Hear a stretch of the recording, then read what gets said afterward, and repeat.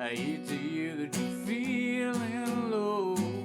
I hate to hear that you won't come home. Oh, why should we care for what they're selling us anyway? We're so younger, and you don't have to be there, babe. You don't have to be scared, babe. You don't need a plan. What you wanna do, won't you listen to the man that's loving you? Easy, easy, and a 1, 2, 3. Easy breezy, won't you come with me? Easy, easy, and a 1, 2, 3, 4, 5, 6, 7, 8, 9, 9, 9, 9. Why should we care for what they're selling us anyway?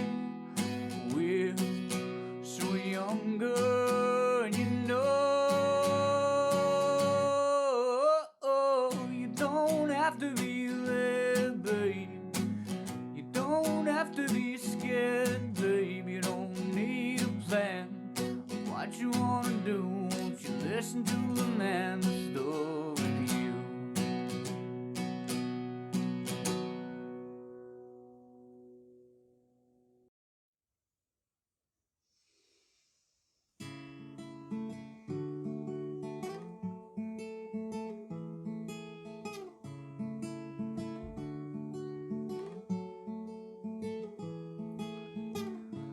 Shadows settle on the place that you left.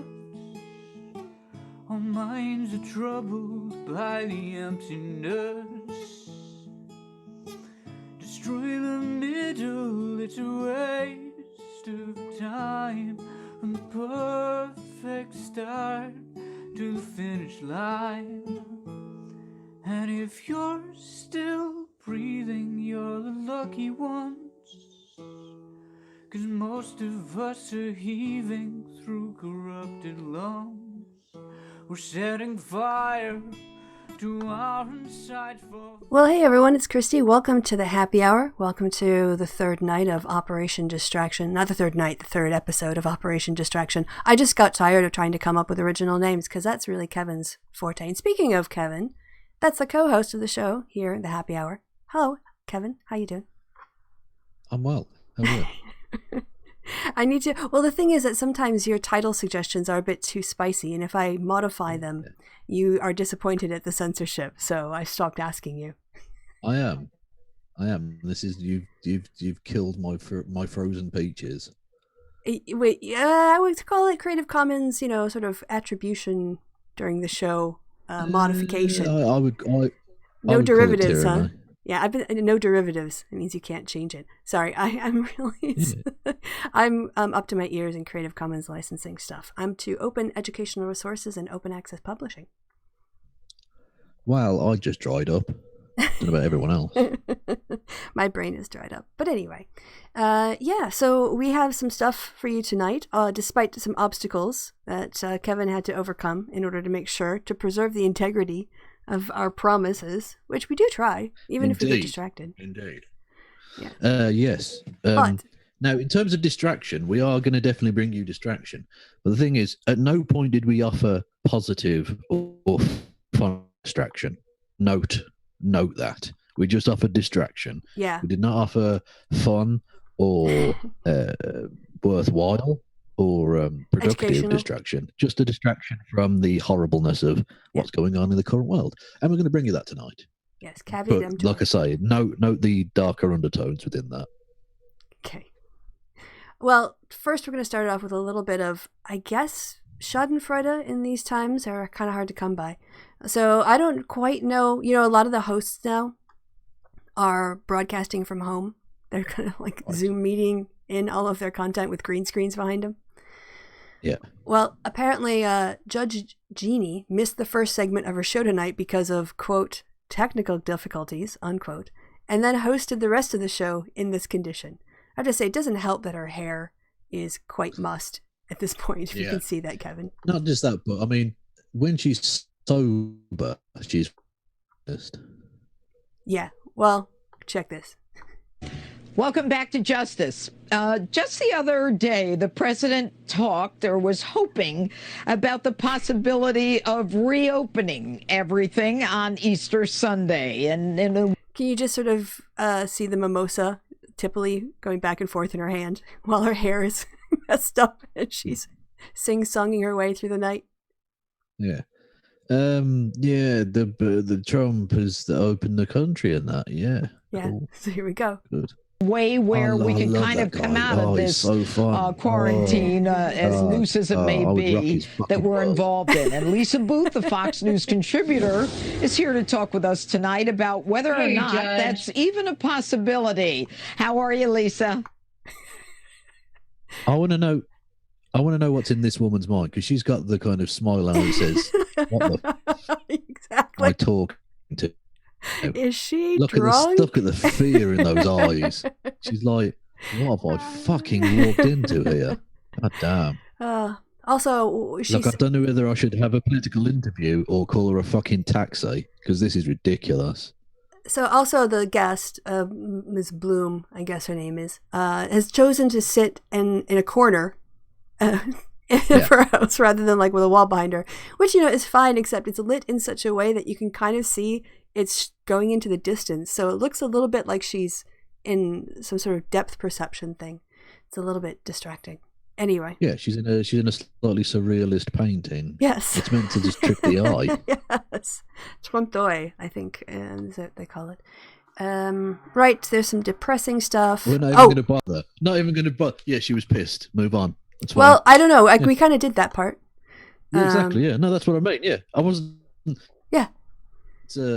Criticizing the editorial policy, I was fully in agreement. Yeah. Okay. Then this was pretty amazing for America. I don't know if I guess I could just play it for you, because there's this sheriff. Oh, the Vespas are out. Wow, someone's brave. The Florida Hillsborough sheriff talked about this preacher who was continuing to have... Can you pronounce that name again, please? Hillsborough. That's in Florida, not in England. Hillsborough. Okay, maybe. Hillsborough. Come on now. We gave you a beautiful language and you have shit all over it. Well, it's like Notre Dame or Des Moines. Well, that's French, so I don't care. All right. So the guy was having packed services, and this was a press conference given by, I guess, the sheriff's office. I made a decision to seek an arrest warrant for the pastor of a local church who intentionally and repeatedly chose to disregard the orders set in place by our president, our governor, the CDC, and the Hillsborough County Emergency Policy Group. Now, did you hear what he called it? Hillsborough. Yeah, I don't... Hillsborough. Okay, so you want to bow down to the man. Okay, fair enough. I am just telling you, that's locally how it's pronounced. Well, yeah, Therefore, exactly, but they're from Florida. I'm correct. Why should we listen to them? Why should we listen to the people of Florida about anything? Just as when I'm in your country, I call it a tin. When I'm in America, I call it a can. So, Why should we listen to Americans about anything? But can you believe it? They're actually going to arrest a pastor. Good. Yeah, I mean, for health reasons. Is this the guy that said his church had special machines that killed corona? I don't know about that. I would have to triangulate those stories. That. He said to try and get people into his church, he was saying that his church had special machines. Don't know what the fuck that even means, but okay. I mean, is that any less stupid than God will do it? Is it any less dishonest than God will do it? No. Here's a little mind-blowing fact that someone shared. Go on, then. All right. Had the 2015 Parliament ran its full 5-year term, we would currently be a little over 6 weeks away from Election Day. Okay. Can you believe David Cameron? Fun. Yeah, that was just 5 years ago. Fun. Well, yeah. I mean, that kind of rocked my world when I thought about it. It's interesting. Ooh, I don't know that it's fun though. You promised fun, and that wasn't. Oh my God! The tortoise playing with a basketball. Yes. Now this is fun. And I don't detest either the basketball or the tortoise. So again, it's he's just like, bam. That's a tortoise headbutting a basketball. Yeah, it's amazing. Sadly, he gets stuck in the grass, but there he goes. Boom. Yeah, he loves it. Enough. He's like, oh, let me have a bit of that. The power of the tortoise. If you remove the tortoise's shell, they probably move about 200 miles an hour. And they're just being weighed down. So anyway, that was delightful, I thought. Just watching the head bam go was the best. Boom. He kind of looks at it, he thinks about it. Yeah. Boom. Yeah, he's been watching a bit of footy. I mean, he can't use his foot, but he knows how to follow through with your motion. Well, yeah. This was really sad. A doctor who came home and his kid ran to greet him, and he just broke down crying because he couldn't hug his kid. Oh. Sorry, everyone. What's doing us this? Jesus Christ, Kristi. This is supposed to be a distraction. You had us. You absolutely fucking nailed it. Nailed it with the tortoise and the basketball. Sorry. I guess it's an emotional roller coaster, this show. But on the other hand, that I think needed to be seen as well. Maybe I wish I could organize things into a structure. Sadly, I cannot. I wish I could organize anything into anything. All right, so I don't know. I assume this is like a New Zealand. No, it can't be because I think the person there is a woman. Australian PM in a press conference. Hang on. Whoa. They don't have women in New Zealand. Not as a PM. Well, in New Zealand they have a female PM. I know. So I was trying to recognize the accent, and I knew it was either Australian or New Zealand. And then by process of elimination, because the Prime Minister in New Zealand is a woman, I concluded it had to be the man, Prime Minister of Australia. And he gave a press conference. So Scott Morrison. Here's the setup. This is going to contain Scott Morrison. You can tell us because I don't recognize the voice. But people took his press conference and they turned it into a dance remix. Okay. All right, you ready for this? Here we go. Yes.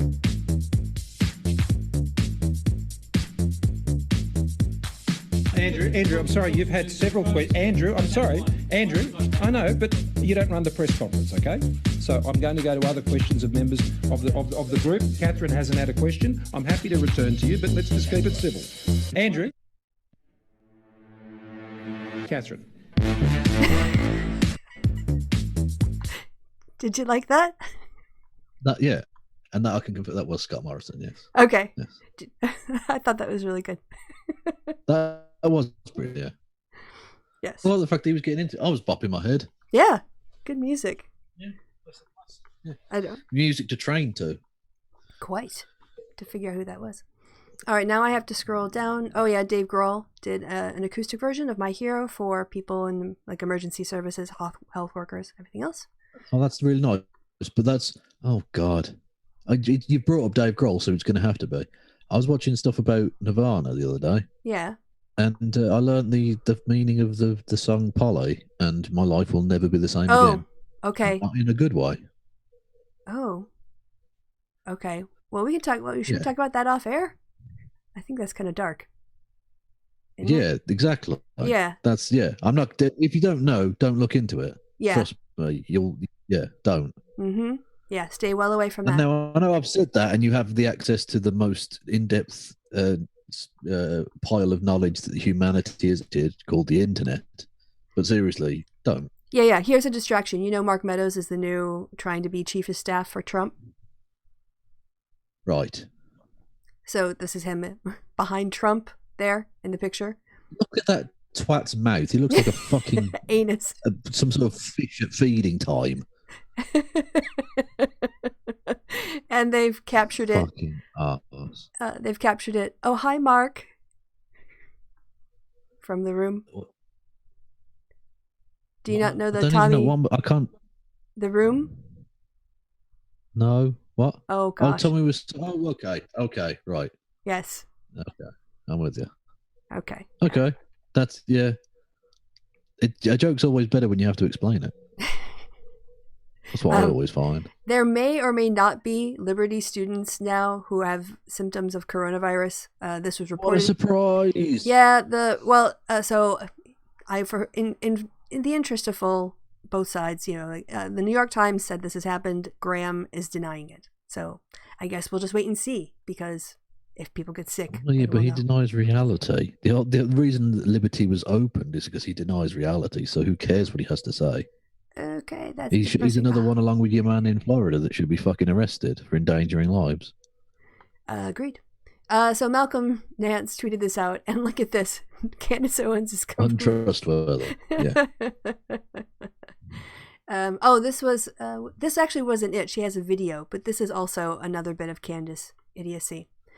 She writes, the Corona Doomsday cult refuses all questions about the flu because it's not the flu, bro. We are simply asking you to explain why 730,000 flu hospitalizations plus 62,000 flu deaths and 54 million positive diagnoses since October. I would have to check those statistics. Somehow did not overwhelm our hospitals. Jesus, Candace. But this is on top of. Yes. So no one's saying the flu isn't an issue, although it still surprises me that people take the flu so flippantly, even though we do have treatments for it and things, but we don't have a cure, and it does kill a lot of people. But the reason that this is such an issue is because A, the spread and transmission rate is phenomenally higher, but also this is on top of the flu, which does stress and strain hospital services across the world. Yes. The thing is, she's like a 6-year-old. Yeah. It's like trying to explain to a child, no, don't put your hand on the burning thing, please. Yeah, we have the capacity to deal with flu hospitalizations because we're used to that. And also, we have vaccines. So a lot of people don't show up. But Kristi, they're putting cancer into the vaccines, as Alex Jones told us. So, checkmate. That's one of his things. That vaccines, they put cancer in vaccines. Oh gosh, yeah, he's an idiot. Yeah, and I've always said this before. If he, as he claims, the people in power who've been in power for about 200 years now, during which time we've seen the largest ever increase in the human species ever in terms of numbers. But apparently, they want to get rid of 90% of people, which means that they are the most phenomenally inept and counterproductive organization ever. I mean, literally ever. They've more than increased it by 90%. They've increased it thousands-fold. Yep. Not a lot of rational thinking in that corner of the world. Which means the Jews have massively increased the number of people on the earth, apparently. I know he claims that the globalists aren't the Jews. It's not synonymous. It is. That's literally what they mean. Okay, back to Candace's tweet. If you want to. Yeah. Also, I think flu hospitalizations, if people even need to be put on a ventilator because of a flu infection, they might be there 5 to 8 days, whereas coronavirus patients are on machines sometimes up to 21 days. That's a lot of days. Exactly. So, just basic facts. I don't believe, it's just amazing to me that, like, she gets paid for this. This whole, I guess... the Koch brothers have got money to burn. Well, the Koch brother has got money to burn. Oh, there's a tweet here from you. Oh, there's Candace. From Billy Graham's daughter. God is using coronavirus to turn us away from secularism. Like science. Yeah, and it's true. I'll read out mine verbatim and expand. I said, an omnipotent super being thought that this was the best way of doing that, did they? As an atheist, I've never been as scathing of the Christian God's intelligence than fundy Christians are.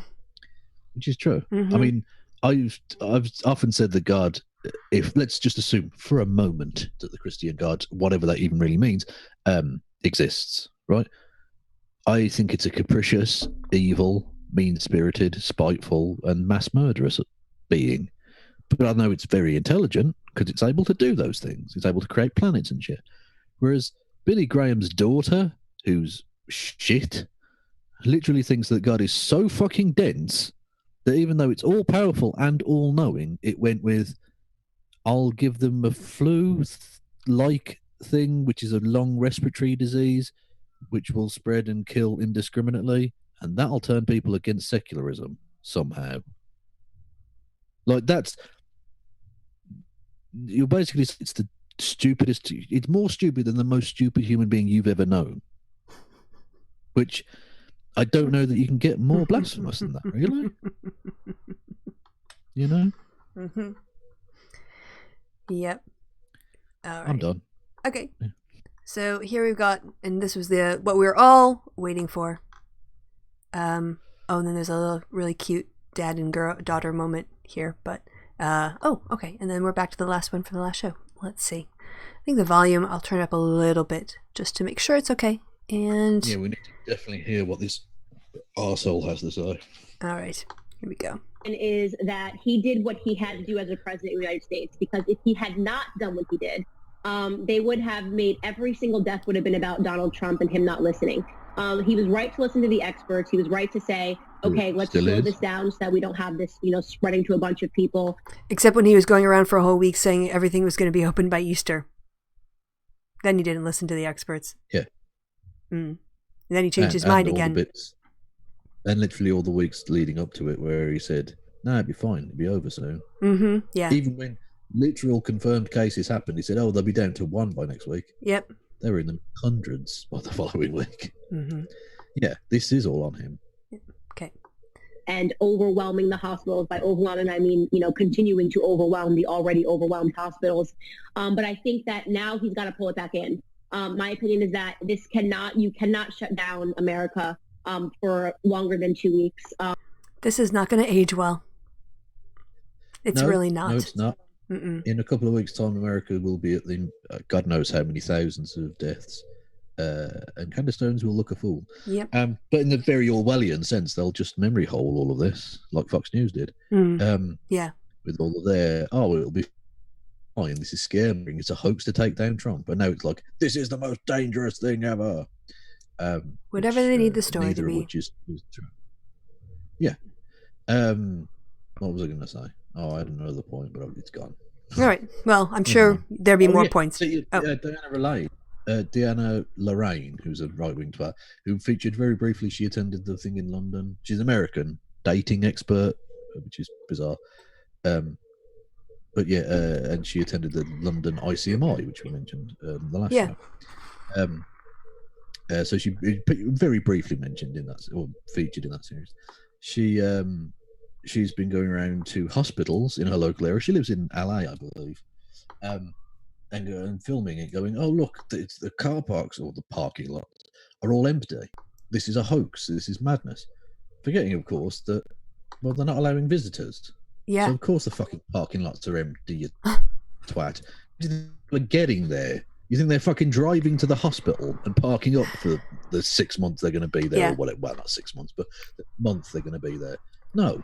So there's like no one's, other than the occasional doctor or nurse who drives. Of course the fucking parking lots are going to be empty, you dick. The fuck do you think? And you're going around to hospitals not knowing whether you yourself are sick. You irresponsible fuck. I'm done. Okay. All right. We'll see what else Candace inspires before the end of her talk. That's literally what he tweeted about the cure being worse than the problem. For people that are saying that it's safe for people. Was that? Oh, did you say? Oh, I'm sorry. I thought you were talking. She must be talking to somebody on air. My mistake. To stay home. Let me remind you that. Well, she's on Skype, and she's the founder of Blexit. Those are things I know from the screen. Okay. That when economies are bad, when people are impoverished, that is when you will see more disease, more famine, and more crime than you will at any other time. I mean, look at the Great Depression. You're going to see suicides. Oh my God, it's Glenn back. Oh, don't put these two in a room together. That's a terrible idea. Wow, there are more fucking people in that picture than there are brain cells. Yeah, fucking hell. Her point about poverty leading to disease is so unbelievably dumb. Yeah, because obviously that's not really how. Look, poverty and disease have an effect clearly in the real world in normal situations. But that's not how this is spreading, clearly. And we know how to try and stop the spread of this. It's to shut things down. Poor people aren't just naturally more susceptible to disease, Candace. They're just a little more likely to leave it, have it go untreated because they lack the resources to have it treated. Yeah. Okay. Yeah. All right, hitting play. Things that will happen if people are not able to feed their families. So he does have to look at that, and we need to start gearing towards real life. And look, me personally, I don't think the government ever has a right to tell me whether or not I can assemble. So I'm not going to pretend that I was ever okay with people saying, you can't go out the door, you can't do this, you shouldn't do that. It's my life. If I want to risk going outside, I can go outside, right? You can tell me how many people get into car accidents. If I want to drive a car and I'm a legal driver, I want to be able to drive a car. I get to be able to assess the own risks in my life. Treating us now that we're all, Candace. Candace, you fucking idiot. Driving a car is a perfectly practical, useful, sensible thing to do. Yeah, there are issues. A lot of people do die in car accidents, and that can be mitigated by strong governmental safety aspects. You fucking idiot. Anyway, which is against her libertarian thing. But there is literally no good reason for you to be going outside right now, Candace. Yeah, things aren't open. So there are for some people still have to. I know. I'm not saying every single person has to stay indoors, but there is no reason for you, Candace Owens, to be going anywhere. And it's not you assessing the risk. I don't care. This is going to sound harsh. If Candace Owens were to pass, I wouldn't be that bothered. But I still don't want her to, if that makes sense. I'm not being. I'm not saying that. You don't want her to get sick and die. No. Even if she makes that decision to go and get sick herself, and she then dies, that's on her. Yep. So if that was the only outcome of that, I'd say, yeah, fuck it, go for it. I don't give a fuck. But she's putting everyone else at risk. That's the problem. When it's a risk you are taking about yourself, like drinking, for instance, you know it's not good for you, but you do it, and it's affecting you predominantly. Obviously, if you die of fucking liver cirrhosis or whatever, it affects other people, but ultimately it's your personal decision. You're not getting other people sick. This is not that. So it's not a matter of personal liberty. These libertarians are fucking idiots. Yep. And dangerous idiots. Yep. They're our mortal enemy at this point. They're sort of intentional spreaders. Because they're choosing to not put other people's safety to their inconvenience. Anyway, let's... Well, don't get me wrong. I like a lady who intentionally spreads, but not in this way. Got it. Minute in. I think we were right about there. Okay, we're back. Tell me whether or not I can assemble. So I'm not going to pretend that I was ever okay with people saying, you can't go out the door, you can't do this, you shouldn't do that. Colonel Sanders let himself go. If I want to risk going outside, I can go outside, right? You can tell me how many people get into car accidents. If I want to drive a car and I'm I'm a legal driver, I know he doesn't have to go and run his restaurants at the minute, but you could still put the suit on camera. Sure, He's really phoning it in wardrobe-wise today. Yeah, he's dropped his standards. Shame. I always like them. I like a chicken purveyor who wears a bow tie. Okay, that's how you Does like. Does he wear a bow tie? I don't know. I've forgotten what the image exactly. Yeah. I don't. He wears a bow tie. It's like the artwork. You get the triangle of his beard, and then you get sort of like anyway. I'm hitting play. Car. I get to be able to assess the own risks in my life.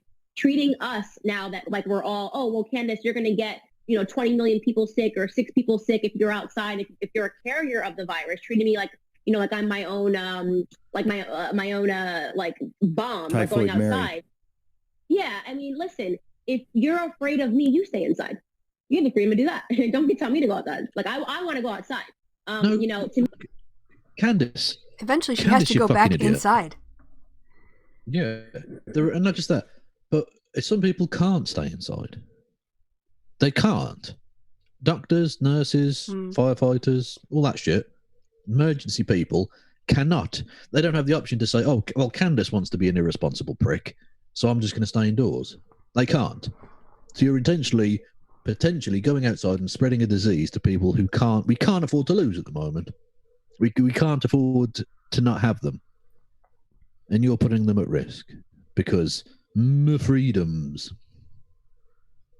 All right. Yep. You're an idiot. You're an idiot. Confirmed. Triply confirmed. Last 15 seconds, 20 seconds. which is the best 15 the seconds. value in life is not about staying inside to stay as long as you want. No memories that people have is, well, I lived to be 80 years old and I didn't see anybody, but it was a great life. I want to be able to see my family. My 2 sisters just had children. I'm an aunt for the first time. No one is saying you have to stay indoors till you're 80.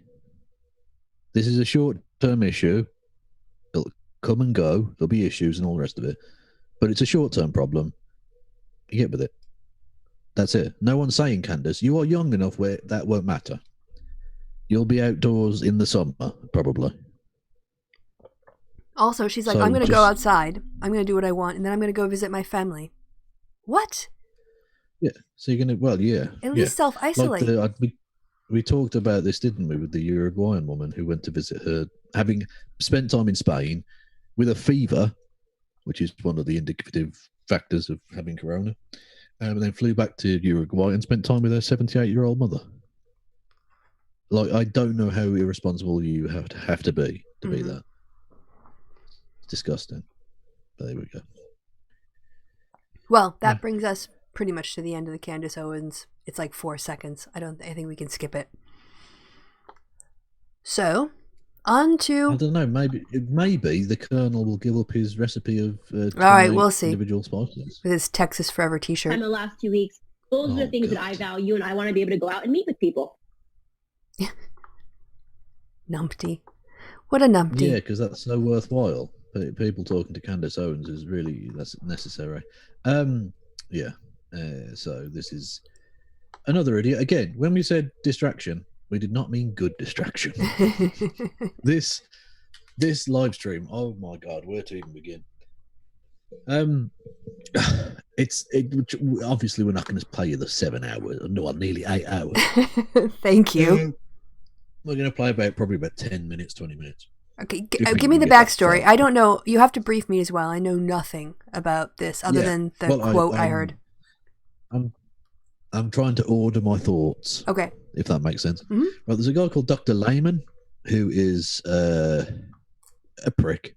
Anyway, you don't really need to know much of the backstory of the other characters. But, other than one character he mentions from a different stream, but we'll get to it when we get to it, if that makes sense. Okay. So Dr. Lehman, apparently because his family have something to do with coronavirus lockdown and his family losing income, he put a charity stream together, basically for himself and his family, right? So he then puts this stream together with this Scottish dick, I don't know who he is, and invites Carl on, right? It's a charity stream, okay, fine, whatever. He then they get to talking about various things, and some of it's amazing, right?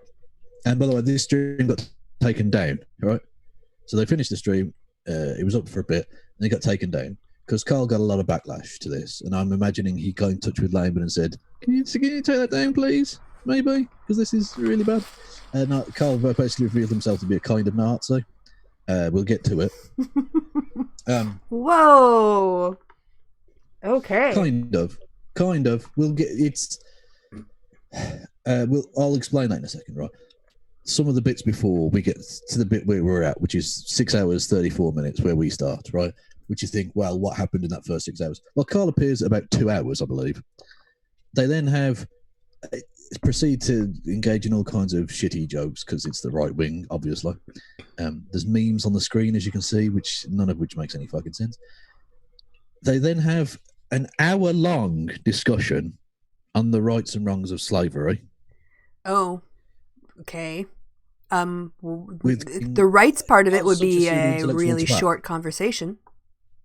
What's right with it is going to be a short conversation. Yeah, but it's basically Carl trying to... It's like, even around these intellectual pygmies, Carl still has to pretend to be a giant when he isn't. He's one of them. He starts going on about coming up with a secular reason why slavery is wrong and how somehow there isn't a secular justification why slavery is wrong. What? Yeah. Okay. Yeah. It's not even worth going into. Fine. Because we'd be here forever. He's ridiculous. It's purgatory. And he keeps going round and round in circles for an hour, basically saying, it's this, that, and the other. He then brings up Aristotle for no reason. brings up Aristotle as if Aristotle's like relevant to anything. You're actually selling this for me. I want to do a live stream marathon of us breaking this down. Really. Oh, maybe. Okay, maybe. We'll see. We'll talk about it off air, along with Polly, maybe. I don't know. Anyway, fucking hell, what a juxtaposition that will be as a conversation. Anyway, he brings up Aristotle about something, I can't even remember the exact thing. Pseudo-intellectual shit, right? Okay. He wants people to think, oh, I've read Aristotle. He hasn't. He's read the Wikipedia page on Aristotle or something, I'm sure. Or the first, the headline bits, the section labels, whatever. He's and basically his whole thing is that he knows that the religious right have God as their ultimate justification, and that's really easy, and it keeps the people in line. But he, as an atheist, and as he reveals, as we're about to see in the upcoming bit of conversation, he knows that the God is, or certainly he believes that the God isn't there. So the one piece of intellectual honesty he has is that he doesn't want to use God as a justification for his right-wing dipshit. Oh. So he's trying to pardon me. He's trying to come up with a secular justification for the things that he inherently believes. Even though he's preached for so long, facts over feels, he now just wants the feels, and he's trying to retroactively have some sort of justification for the feels. Right. So he wants to justify hierarchy in a secular framework. Yeah. Got it. Absolutely. And the bit we're about to see, there's other bits. God, he literally says the line. They're talking about homosexuality, and one of the other ones says that it's wrong or something. And Carl says, well, it's not a choice, so it's not legally actionable, which is true, although misses the point rather, but whatever. And then says, if it was and then they say, oh, do you think it's a choice? He says, no, being gay is not a choice. If it were a choice, why would anyone choose to be straight? I don't know what he means. There are so many ways of interpreting that. I don't know what he means. I'd love him to try and explain what that sentence is. I think of myself as one of the foremost understanders of the Carl. I'm one of the leading experts in the world in trying to parse what the fuck this idiot is trying to say. Yeah. And even I am stopped. It's like one of those, you see one of those ancient hieroglyphs that doesn't make any sense. It's like I'm an Egyptologist who's encountered new hieroglyphs. I don't know what he's talking about. Can I have a shot at interpretation? Please do. I'm open to any interpretation. And nothing's too strange for this because it's such a ridiculous statement. Please. All right. I think that in his identity politics view of the world, gay people are privileged because they're not straight people. Therefore, everyone, if they had the choice, would choose to be privileged and therefore gay, making gay people the majority, thereby negating the privilege. Yeah, exactly. I've thought about that, and it led to that eternal aggression. Well, then they'd become the majority, and the straight people, the straight people would be the minority, and therefore privileged.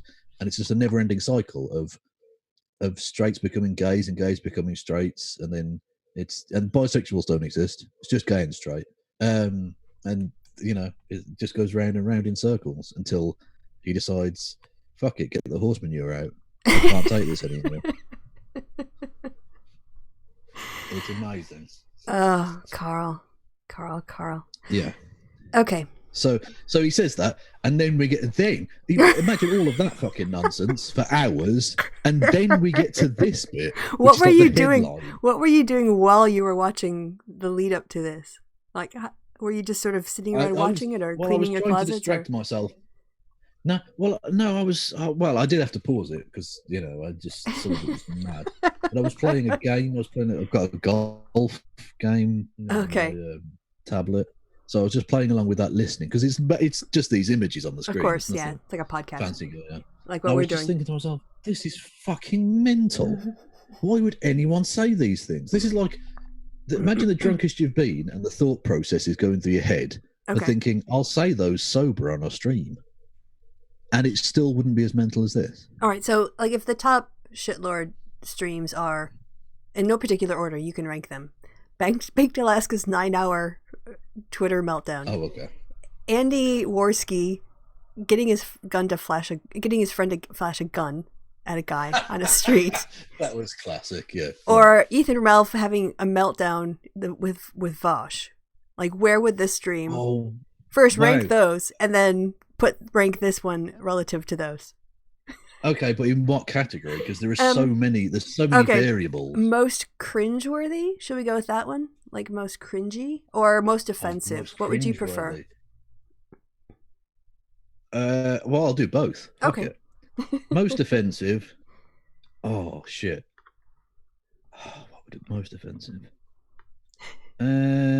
Baked Alaska might be most cringeworthy, but least offensive. Okay. Because it's mostly him just walking around LA talking in fairly neutral, dumb ways to people who don't care. So he comes in at number 1 and number 4. Yeah, number 1 and number 4. Okay. So he's a solid mid-pack overall, I think. Which I think is solid. Yeah, that's fair. Yeah. This one's pretty cringe. Oh, is it more cringy than Worski's? No, I'd say no. I don't, because I don't think Worski's was that cringe. It was just fucking weird. And I don't remember it being that. Was it that offensive? Yeah, no, it was pretty offensive. Yeah. Oh shit. Oh, that's. I think it's a tie. The other 3 are tied for second place. Oh, come on. In cringe. Weak. In cringe. Okay. Okay. In terms of offensiveness. Oh shit. There's the Worski stream second in offensiveness. Oh shit! This or the that's impossible. You've set me a task beyond my abilities. Is there a tie for first as well?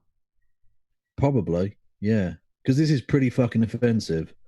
Okay. It's pretty cringe as well, but most of the cringe is before this. This is mainly just offensive. Okay. But it's up there. I mean, did you see I can't remember his name, Golden something or other, twat on Twitter who going on about, I have to apologise to these people, X, Y, and Z.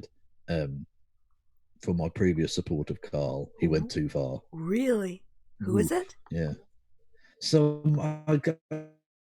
he's not like a particularly big YouTuber or anything, but he's like known as a Carl dick sucker, who was like Golden Conrad. Golden Conrad. Golden what? Sorry. Golden Conrad. Golden Conrad. I blocked that guy ages ago, or a person. Yeah. I don't know. I'm suing because the court's that's fair enough. Yeah. Well, yeah, but he apologized to lots of people. It's like, yeah, Carl's dick. Wow, disavowed, huh? Yeah. So this is Carl. Well, I'll let him explain it in his own words, but this might be his final capitulation to the alt-right or something. I don't know. I don't know what this is. Okay. But it's whatever you think it's going to be. It's not. It's something else. That's how fucking ridiculous this is. All right, well, here we go. In pensioners with my freedom of speech, then it makes freedom of speech a bit dangerous, doesn't it? No, I'm saying, how did we get to that? No. Because the argument often is put that like freedom is. I don't like the dichotomy between presenting freedom and then responsibility, whereas it's like they're both nested within one another, which is more realistic than. Well, it's a continuum. The fewer freedoms you have, the fewer responsibilities you have. Yeah. It's very easy to just not do something. Conversely, the more freedoms you have, the more responsibilities you have. I think we should call them duties, because I think that matters. Because I tell you what, man, when I freedoms, responsibilities, and duties, I don't think are quite the same concept. Yeah, it's not synonymous. No. Duty has a higher obligation threshold. Responsibilities are like, I'm responsible for cleaning up my house, but I do it when I see fit, you know, like I do it on my own time. Where if I had a duty to keep my house clean. Duty has almost, well, not necessarily a calling, but an implication that you must do it. Mm-hmm. Yeah. Rather than it being something which is not entirely optional because there are ramifications for it, but you're not necessarily bound. Yeah, I mean, and within your responsibilities, there might be a duty to this, that, or the other. But yeah. Okay. Just wanted to have that conversation before we go farther. I say to like left-wing secular women, you've got a duty to have children. Man, do they fucking spurg out. Why will women be the only ones who have a duty to have children? Why don't secular men also have a duty? Why is it always put on us to get pregnant? I will We'll say the word uterus and leave it there. Oh, right. So we just have to go. I think that's basically his thinking. So we have... No, basically, he wants to be able to do the religious right thing, but not do it through God. Yeah. That's the only thing I can think he wants to do here. And he explains that basically in a second. But yeah. All right. I have a whole bunch of arguments already, but I'll hold off. But in all of Carl's bullshit, you've always got to bear in mind there should be no implication on men to do anything. Women always have to. Right. It's their responsibility to organize all this stuff. Yeah. The guys just show up and have fun. And then, like, go to work, make some money, do what they want with their buddies on the weekend, spend 4 hours instead of doing, I don't know, homeschooling, just talking crap on the internet. That's what guys get to do. Yeah. All right. Yeah. Okay. They go mental. No, I don't. It's like, well, who does have a duty to have children? No one. So we just die as a civilization, do we? Because we've died out so many times before. Yeah, but bear this in mind. This is the crux of why this is not only just sexist, but phenomenally racist. When it's pointed out to Carl that actually the human race has expanded to a rate that's unsustainable, he then pivot to, no, I only want white women to have babies. He doesn't say that. He doesn't literally say that. He says he wants Western civilization to retain its hegemony or whatever, but it basically means he wants white women to have babies. But the thing is, a civilization is just a set of ideas. The background of the people holding. This even the right wing chud cunt bags on this stream point that out to you. Okay. So I'm anticipating all this. Okay, we should just sit back and let it wash over us a little bit more. Okay. Yeah. Right. Do the men have children? Who has the children? And they'll be like, well, what about men? It's like, okay, well, who's gonna fight off the Germans the next time they invade? It's not gonna be the women, is it? Not gonna be you either, Carl. No. The lazy fat prick. It's not gonna be you. We don't use swords and shields anymore. Women can fight in battle. They can fire guns. They can fly planes. They can launch missiles. They can run satellites. They can do all that stuff. So, yeah, unless it's hand-to-hand combat. But the thing is that if you're really good at defending yourself from a distance, then it doesn't have to be hand-to-hand combat. You could see Carl storming the beaches of Normandy. I mean, it would look much the same as a beached whale, it would be him storming. It would be him storming the beaches, honest. I think he would be undoing all of the clasps on his gear in order to free himself of all his equipment so he could swim away. Well, yeah, you shouldn't try and tie down a sea creature. It needs to be free. I'm going to just hit play. Oh, right. The men have got a duty to defend the country, but you don't have a duty to have children to continue the country. Is that... What? He's not doing anything to defend the country. What is he talking about? Yeah, he's talking shit. Men have a duty. Do you know that the reason why there weren't more women is because women were excluded from military service because of sexism? Yeah. Yeah, exactly. And as I pointed out, virtually every army ever mustered on the earth has been mustered by men. Mm-hmm. Yeah, it's men doing that to you, Carl. You fucking idiot.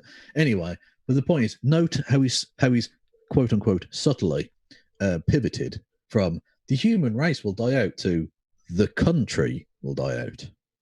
Yes. He's not talking about the world. He's not talking about the human species dying out, which is obviously absurd.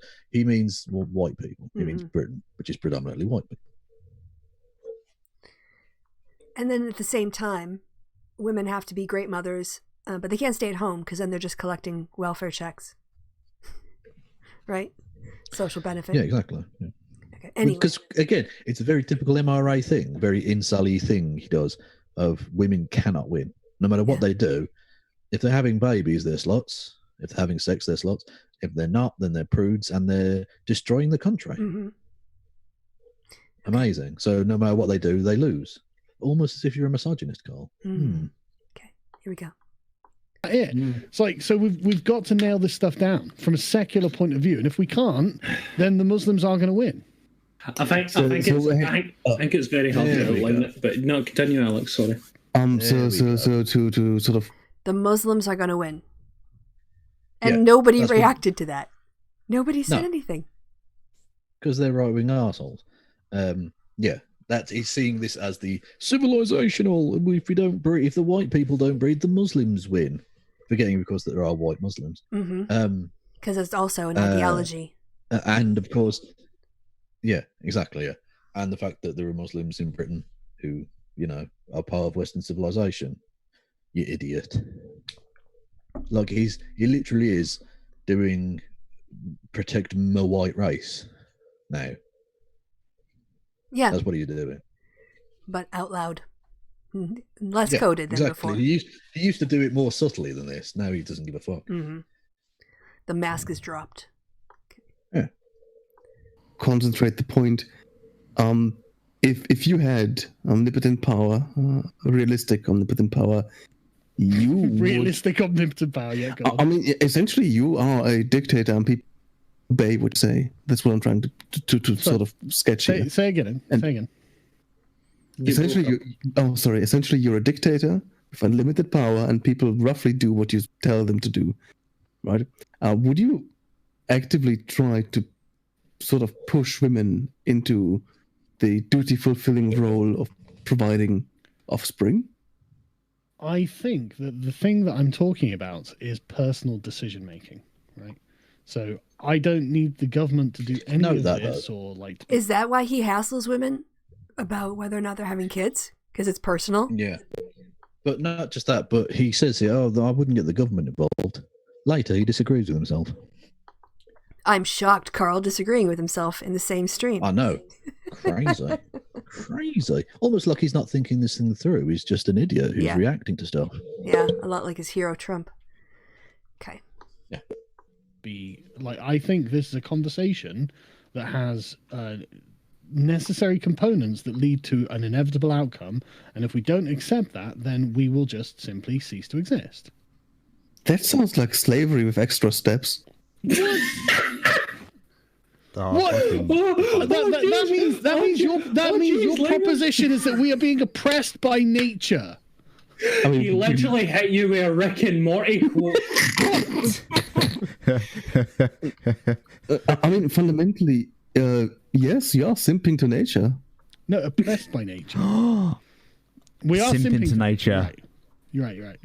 You framed it correctly. Therefore, you win. No, but I mean, like fundamentally, you present it as if there is some sort of incredible moral duty to maintain what you perceive to be Western civilization. Yes. To the point where you are willing to sacrifice some of the core tenets of what I would call Western civilization. Personal liberty, the choice not to have children, for example. Yeah, but I'm not saying you don't have a choice to not have children.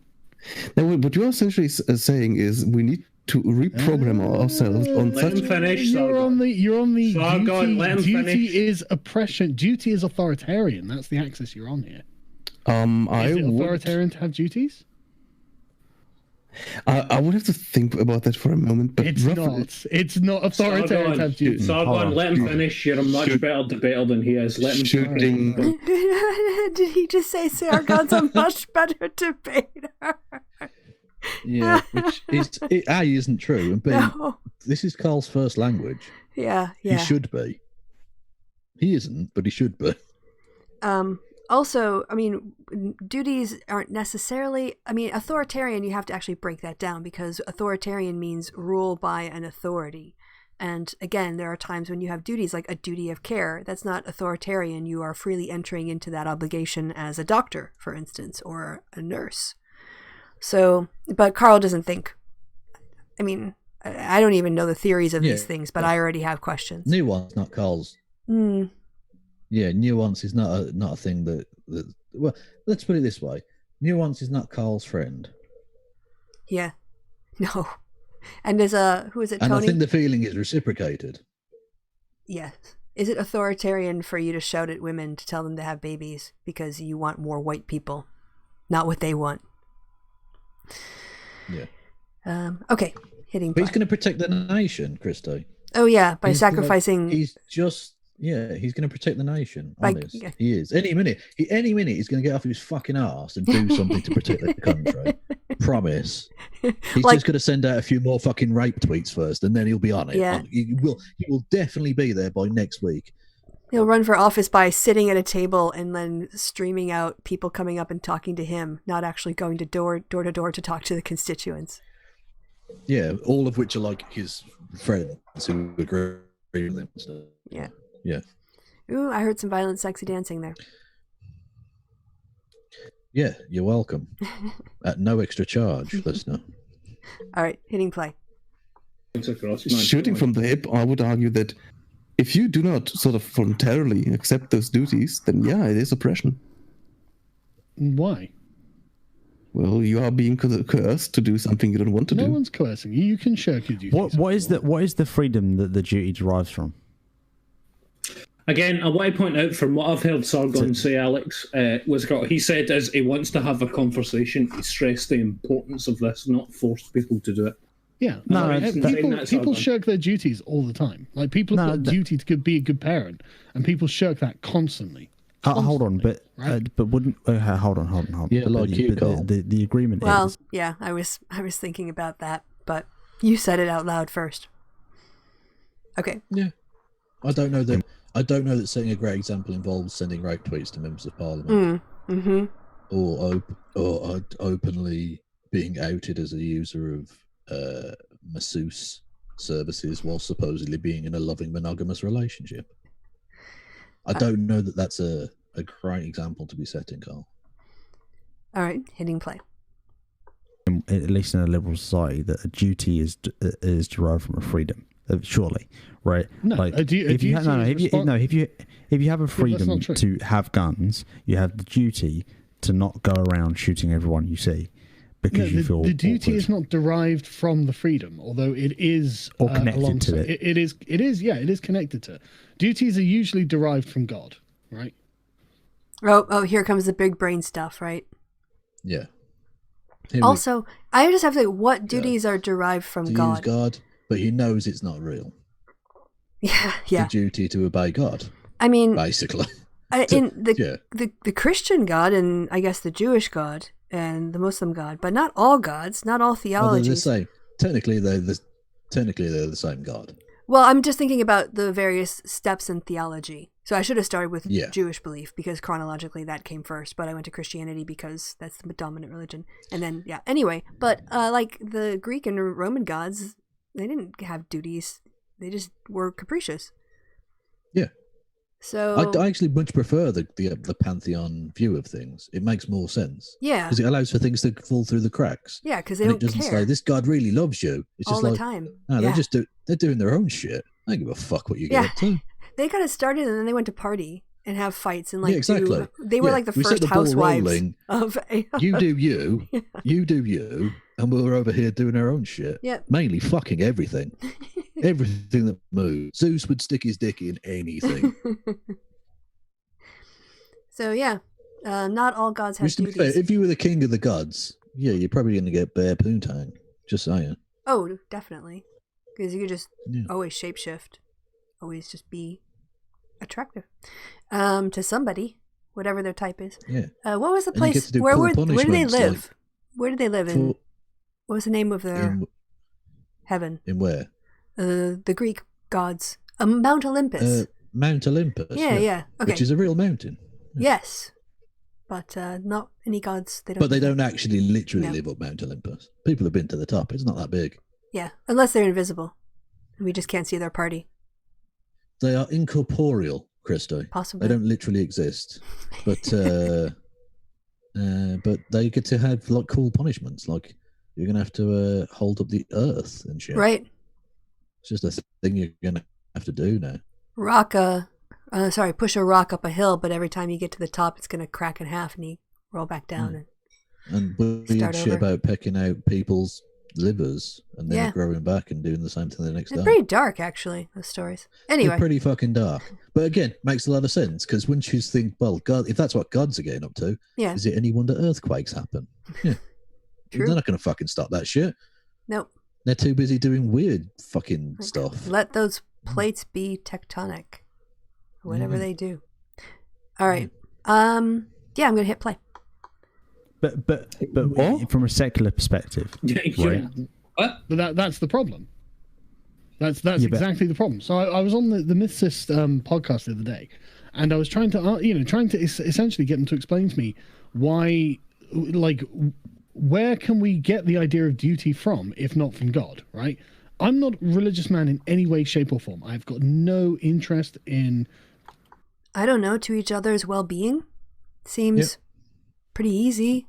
Yeah, but it talks about the intrinsic value of human life, and then doesn't seem to understand that upholding that would involve certain duties, like, respecting other people's bodily autonomy. Yeah, that would be the immediate thing that crops to mind.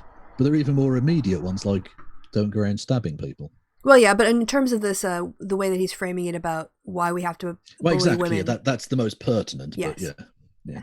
Okay. We don't even have to get that nuanced. Just don't go around killing people would be a start. Yes. And that's not derived from God. That's derived from the fact that human beings are worth something. Mm-hmm. Pro-social behavior, basically. Yeah. Mm-hmm. Okay. Pray. Or as they'd say in Hot Fuzz, the greater good. Yeah, the greater good. Okay. Or anything like that, I think it's nonsense. But there is an advantage to the idea of religion, which is the fact that you've got an authority figure from which you can derive moral imperatives from, right? And these are moral imperatives that will get you to do things that you might otherwise choose not to do for your own personal selfish reasons. Can I translate that? Men who have power decide what God says, and what God says is suspiciously exactly what benefits men and what they want the most. Ding, ding, ding. We have ourselves a winner. Yeah, that's absolutely correct. That's literally the perfect summation of exactly what Carl's issue is here. That without God, his religious authoritarianism doesn't work. Mm-hmm. So the fact that he's accepted that there is no God means he's now between a rock and a hard place. Yes. Between actually being a secularist and his desire to impose his will on other people. Especially women. Yes, especially women, but certainly men of color, gay men, for instance. And in this particular subset here, and not all women, white women, right? White Western women, presumably. Because I guess, white women in other parts of the world, they get excluded by geography. Not really white, are they, Kristi? They're foreign. Yeah, especially, yes. All right, I'm going to hit play so we can... But anyway, so that's Carl's whole beef here. He wants to be an authoritarian. And not just that, but the conversation they're having now, they think they're being really intelligent, as if this exact sort of thing hasn't been talked about for the last 500 years. Like actual great philosophers haven't tried to tackle these issues. And also, as if there wasn't a secular ideological framework that justified Aryan women having Aryan babies as being good for the nation. Yeah. That exists. Yeah, basically Carl's elucidating a kind of atheistic fascism. Mm-hmm. Yep. Yeah. You don't actually need the God part of, fascism to justify the oppression. Basically, Carl's suggesting this is going to be quite a sick historical point, but it's definitely true. Carl is basically suggesting a strength through joy program. Through joy? And what's the joy here? Are you aware of that as a thing? No. What that phrase means? No, you'll have to explain it to me. It was a Nazi program where it was essentially a kind of procreative eugenics program where they would get blonde Aryan women to fuck blonde SS officers and create a race of blonde people. Whoa. Aryans. Yeah, it was relatively low level, but it existed and it was a thing, and thousands were born because of it. And the women weren't always entirely acquiescent. They weren't entirely always on board with the program, but they were forced into it. And this is basically what Carl is suggesting. Yeah, when you put duty above human freedom and autonomy, yeah, that's the kind of thing you get, because you're doing, you're using people as things, not respecting them as people.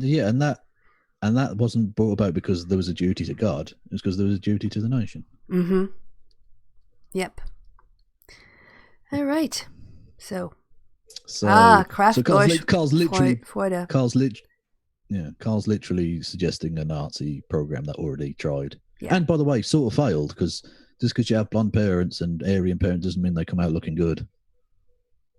Because there's a huge scope within all of the genes, people. Yeah, chromosomes, you carry them. Even if you're recessive, you're still carrying. So, all right, hitting play. Frankly, and continuing our civilization is something that we have to do. It's not in danger. What is he talking about? He's acting like we're down 80%, or people aren't having kids all the time. I don't understand this panic. Well, he'll get onto that. He brings up numbers in a second, and you instantly understand what he means. All right. Okay. The idiots in this chat don't necessarily understand, but any sensible human being knows he means the whites. Okay. Like, why? Imagine, because, what do you mean why? What's the alternative? What's the alternative? Not continue the civilization. Yeah, and is that a moral good? Is he arguing Britain is a moral good? It hasn't always existed. It's changed over time. It will continue to change. Yeah, like if Scotland leaves, it ceases to exist. Yeah. Basically. It becomes a completely different thing, yeah. He's talking shit. He basically means white people in the West. That's whenever he comes against a nuance, he just says, Western civilization. Code like word. A fucking parrot. Mm-hmm. Dog whistle. All right, here we go. You're asking me to actually make a final judgment whether or not continuing. Yeah, I think that Western civilization has contributed so much, it is a moral good to continue it. Individuals may have made contributions. Civilizations collectively in the West, put it on a scale. Okay. Yeah, you can take it either way, really. You can either point to all the good bits and say, look how brilliant it is, or point to all the bad bits and say, look how shit it is, rather than accepting that all civilizations have good bits and shit bits. Yeah. And, we only got rid of slavery a little while ago. So, anyway. Well, that's what the dishonesty ultimately of what Carl's view of the West is that he takes something tragic like the West's involvement in slavery and tries to turn it into a positive by saying, well, we got rid of it. Idiot. Anyway, yeah. Yeah. Okay. Here we go. Okay. So here's the core issue. I think that the struggle is that you're right. You're framing it that everyone agrees that the West, in the sense that everyone agrees that Western civilization is the best thing, whereas as much as people might implicitly agree to it, they haven't actively agreed to it, right? Yeah. Do you understand what I mean? Yeah. Right? I understand. So when you make these points to people, they go, "Well, I haven't actively agreed to this, so what the fuck is this guy saying?" Yeah, and then what I'm saying is, if you don't agree to voluntarily do this, then the Muslims will make you do this. So you've got to voluntarily do it. What? Oh, for fuck's sake. What is he talking about? And not just that, but in order to stop them being evil, we need to be evil. Yeah, yes. Yeah, that's it. You have to destroy the village to save the village, Kevin. Come on. Yeah. It's ridiculous. Okay, play. In effect, religions are cultural packages that are stored. This isn't even about philosophically. This is about practically. Like, if we do not continue our own civilization, and if we do not produce children... And whatever that is, civilization is not what Muslims are, because apparently Muslims don't have civilization? Is that... Yeah. These are the code words he's using here? Yeah? Yeah, that's exactly what he means. Yes. Okay, just clarifying. Yeah. Thanks for that. Next generations. Someone points out in the chat, Oh yeah, it wasn't. It wasn't so much through violent, Joe's sexy dancing, Lebensborn. Kevin. What's going on? Apologies. No, I was just clarifying. I named the wrong Nazi project. It was Lebensborn. Oh, which okay. is a fount of life. Oh, apologies. It's been a good decade since I studied this stuff, so apologies, people. But the chat's there to correct you. They always yes, they're happy to go. No, that's not right. Indeed. And we thank you. But that's good. Yeah, exactly. That's We good. don't want to be wrong. Accuracy is important. Yeah. If we make a mistake, unlike Carl, we don't it. just if we say something really silly, like I don't know, Heather Heyer died of a heart attack. If we get corrected on that, well, we apologise and say, "Oh, yeah, sorry, I got that wrong." Yep. Rather than going, it don't matter, fuck it, I'm just parroting Nazi propaganda. Who cares? All right, hitting play. That will become Westerners, that grow up with Western values, that vote, that pay taxes. The Muslims will take over. The birth rates. The Muslims. They have an article. Yeah, Muslims don't pay tax. They don't. It's against their religion to pay tax. Honest. I think there's a lot of Muslims in Britain who are like, but do we not though? Not just that, but this is slightly breaking the whole, distraction thing. But we had 3 doctors die yesterday in Britain. At least 2 of whom were Muslim. We don't know about the 3rd one yet. I didn't look into it, but 2 of them were Muslims. So they're literally saving British people's lives, Carl. Yeah. Unlike you, who's just talking shit on the internet. Yep. But he's going to protect the country any day now from terrible Muslims. The doctors who are saving the white people's lives. Everybody's life, but of course, we know which one's Carl's. Don't worry, Western white man. He's going to protect you from those Muslim doctors. Yeah, I saw that tweet and retweeted it with the 2 doctors. I didn't know a 3rd one had died. Yeah, it was quite late last night, so I hadn't had a chance to look into the dude, but yeah, it's awful. Yeah. I mean, But anyway, they're fucking heroes. Yep. Okay, so now we have to change the mood and the energy and get back into nonsense. Thank you, Kevin. All right.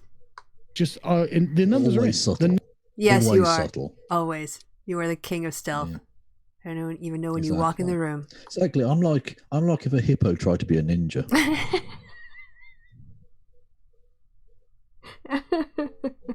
Just a fat fucker dressed in black. Go in, crashing through the town like fucking Godzilla. I'm the Godzilla of spies. Yes, the hippo robo ninja. Yeah, apparently all 3 were Muslim. Okay, there we go. Oh, okay, thanks, chat. So 100% of the heroes saving people, predominantly white people. Carl wants to kick out. Yeah, 3 of them. Yeah, exactly. So if we don't agree to Carl's authoritarian bullshit about forcibly inseminating women in order to keep the white race going, then the Muslim doctors take over. Oh no. Yeah, giving us all that health care. Yeah, Carl, those 3 people are heroes. You're fucking garbage. If one of those groups has to leave, where you going, Carl? Don't let the front door hit you on the ass on the way out. Indeed. All right. Don't let the front door hit you in the back door. Eh? As it were. Indeed. All right, hitting play. Numbers are just in, right? So if we don't up our birth rates, the Muslims will outbreed us, and they don't give it. What? Did he just say outbreed us? Yeah. It's a breeding contest. That is exactly what it is, yeah. When he's talking about the human race dying out, he means the human white race that's white. I'd like him to actually answer, does he think that Muslims are human? Also, you don't breed an ideology. People can convert to atheism or another religion. About an ideology. He's not talking about an ideology. He's talking about white people. Yeah, it's code for non-white people. Yeah. Oh, even though I love the historical illiteracy of garbage like Carl is phenomenal to me, because he claims to care that the people who founded Western civilization did not see Northern Europeans as civilized. So they did not see you or I America didn't exist, but where Kristi now lives, Germany, I see those people as civilized. There are lots of writings from the ancient Greeks and ancient Romans describing us as barbarians. Mm-hmm. So we are a new addition to Western civilization, almost as if it's an idea that can spread. Yeah, and different groups of people geographic can pick limitations don't apply. Yeah, I'm still at outbreed. I'm still. Yeah. This again, like I said, I'd love to have gone through the hour-long discussion on slavery, but imagine how long that would take us to get through, trying to pass these fucking morons stumbling about through a thicket of their own fucking idiocy. It is. It's like like people without. It's like trying to watch people who don't own shears try to shear a sheep. It's just when they're nonsense. Drunk. Yeah, when they're drunk, exactly. Yeah, they're just slightly annoying a sheep. Yeah, because they keep using wooden sticks instead of shears. They keep kind of rubbing. They're just poking a sheep. Like rubbing it, not poking it. There's a lot of wool on a sheep, but still, I just rub it up. And down. You could set the sheep on fire. Oh, these people don't know what they're doing. It's like kindling the back of a sheep. Well, how would you know what the back of a sheep is like?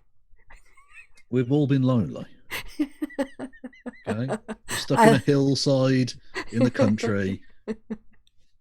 A doughy-eyed little lamb walks by. You know, it was always going to happen. You know, you've heard so much about it. It had come fuck me eyes. All right. Anyway, I'm gonna hit play. A shit about your ideas of personal freedom. They are going to oppress the fuck out of gays. They are going to oppress the fuck out of women, and they're going to tell you that God told them to do it, right? So you better figure out a fucking way of making sure that you can say, actually, we can resist this. Okay. Wow. Does he think it's a crusades? In reverse? He literally does. Yeah, he does. But Carl, you're saying they're going to oppress the gays, they're going to oppress the women. That's literally what you're arguing for. Yeah. So why would we go with you and not take our chances that maybe the Muslims aren't as bad? Because if we go with you, we're guaranteed that. So we might as well flip the coin, see what happens. You never know. Yeah, because he's not talking about. Why take the guaranteed L when we can possibly go for the W elsewhere? Yeah, he's certainly not selling it well. Not limiting himself to straight women here, just women. Just secular women all have to have babies. I hadn't thought about that point before, but lesbians don't exist, as we know. They don't exist. They're a myth, like the female orgasm and the clitoris and the G-spot. Yeah, none of those things are real. All right, hitting play. But also, we probably also have to form families and have children, because otherwise, that's the alternative. So we have. My brain. No, so he slips in, we have to form families as well. Yes. And not just that, but he mentions like the nuclear family, as if that's not a really, really modern affectation within Western civilization.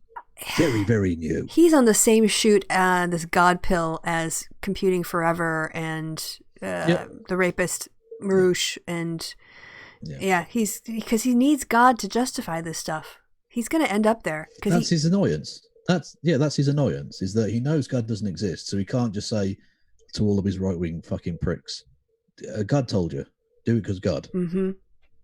So he's trying to fumble his way around finding a way to oppress people. An already extant secular framework for anything. What we really need to, as you pointed out, what we need, his thinking is what we need to do is oppress women and gay people to save us from not white people in order to save the civilization that's so awesome because it benefits me.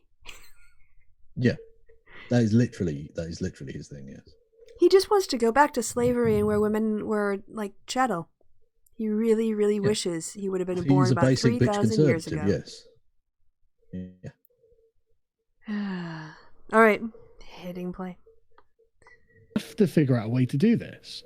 I'm going to say I've got the answers. I agree with Sargon. And numbers are in. You don't have to agree with me or disagree with me. This is inevitable. He can't do math. You already did this in a video, didn't you, where you broke down his bad calculations of what birth rates were? It had to do with the census, didn't it? It did, yeah. He's wrong on so many levels, Carl. But and not just that, but again, it all boils down to he wants not British people to be born. He wants white British people to be born. Because actually, our birth rates are fine if you include people of colour, which Carl doesn't. Because he's a fundamentally racist individual. Are you guys delaying the census? I believe so, yes. How can we not? Well, exactly, yeah. All right, hitting play. Again, how long ago did did Milo leave the US and basically say that Europe's just like the UK is just lost? It is unless we change things. We can change things, but we have to figure out why we should have families. But he's a conclusion-seeking justification. Yeah, that's literally what I mean. Yeah, he wants to find a fact justification for the feels. Mm-hmm. Got it. Okay. There isn't one, but he's going to try. That's why he's fumbling around. He probably will go fundy in a few months. Yeah. Because that's the only justification there is. It's not a real justification, but it works if you want to ignore reality. Mm-hmm. God wants it. Therefore, we don't have to think about it, and you can't argue with me about it because I'm right. Because God is on my side. Exactly. And if you don't agree with me, the Muslims win? Yeah. So ridiculous. All right. It's not Dankula, by the way. No, it's... Yeah. I was just about to point that out myself. Yes. Okay. But you beat me to it. Yeah. Oh, yeah. I thought you were going to say more. Which probably means the Muslims win. Because it's not Dankula. Yeah. Okay. Hitting play. That's fine. But do you think that the way you frame things makes you correct, but doesn't make people agree with you? Well, I don't care if they agree, as long as they're correct. Well, then how are you going to convince anyone to do anything? You can disagree with correct statements if you want. No, that's true. But surely the only reason to talk to someone, I think it's is to convince. Oh, was that you? It's definitely okay. Yeah, so many voices. It's definitely the case. Exactly. So I think it's the 3% he received in the popular vote shows that he definitely doesn't care whether people agree with him or not. No, he's definitely not. He's not playing the optics game. As long as they keep shoveling money at him for spewing whatever nonsense comes into his head. And after all this, how the fuck are YouTube even keeping this scumbag on this site? Really? They keep demonetizing him. You need to get closer to your mic, by the way. You sound far away. You don't have to get so close. I am far away. Because I'm 1,000 miles away from you, Kristi. I should say far away. 10,000 miles. Anyway. Yeah, but think how long that would take you with your tiny legs. Jesus. Yeah, like I said, they keep demonetizing him. He just won't take the hint. Yeah. So now he's shilling his teas and his mugs for the tears. He cries. Yeah, he's not just flogging his mugs. He's flogging them with 2 mugs. Hey? Yes, he is. Flogging it 2 mugs. Yeah. Okay. Hitting play. It's them to do something that you think is correct. Well, I don't know. I think you're just talking to them as if you're trying to debate every person you meet. Well, no. The best bit is watching the reaction, because when you spring upon some. Sargon, you're cutting out there, my man.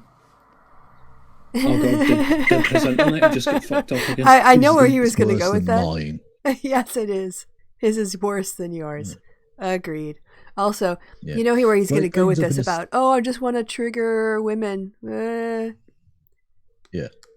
Well, he literally brings up a stream, which is amazing, but again, it would take forever. He put a part of he went on the Mythicist podcast, which, by the way, Carl, why you copy me, bitch? What the fuck's going on there? Oh, did you go on with those guys lately? Not lately, but ages ago. But it basically works because I can still go like, Carl, come on now, stop copying my style.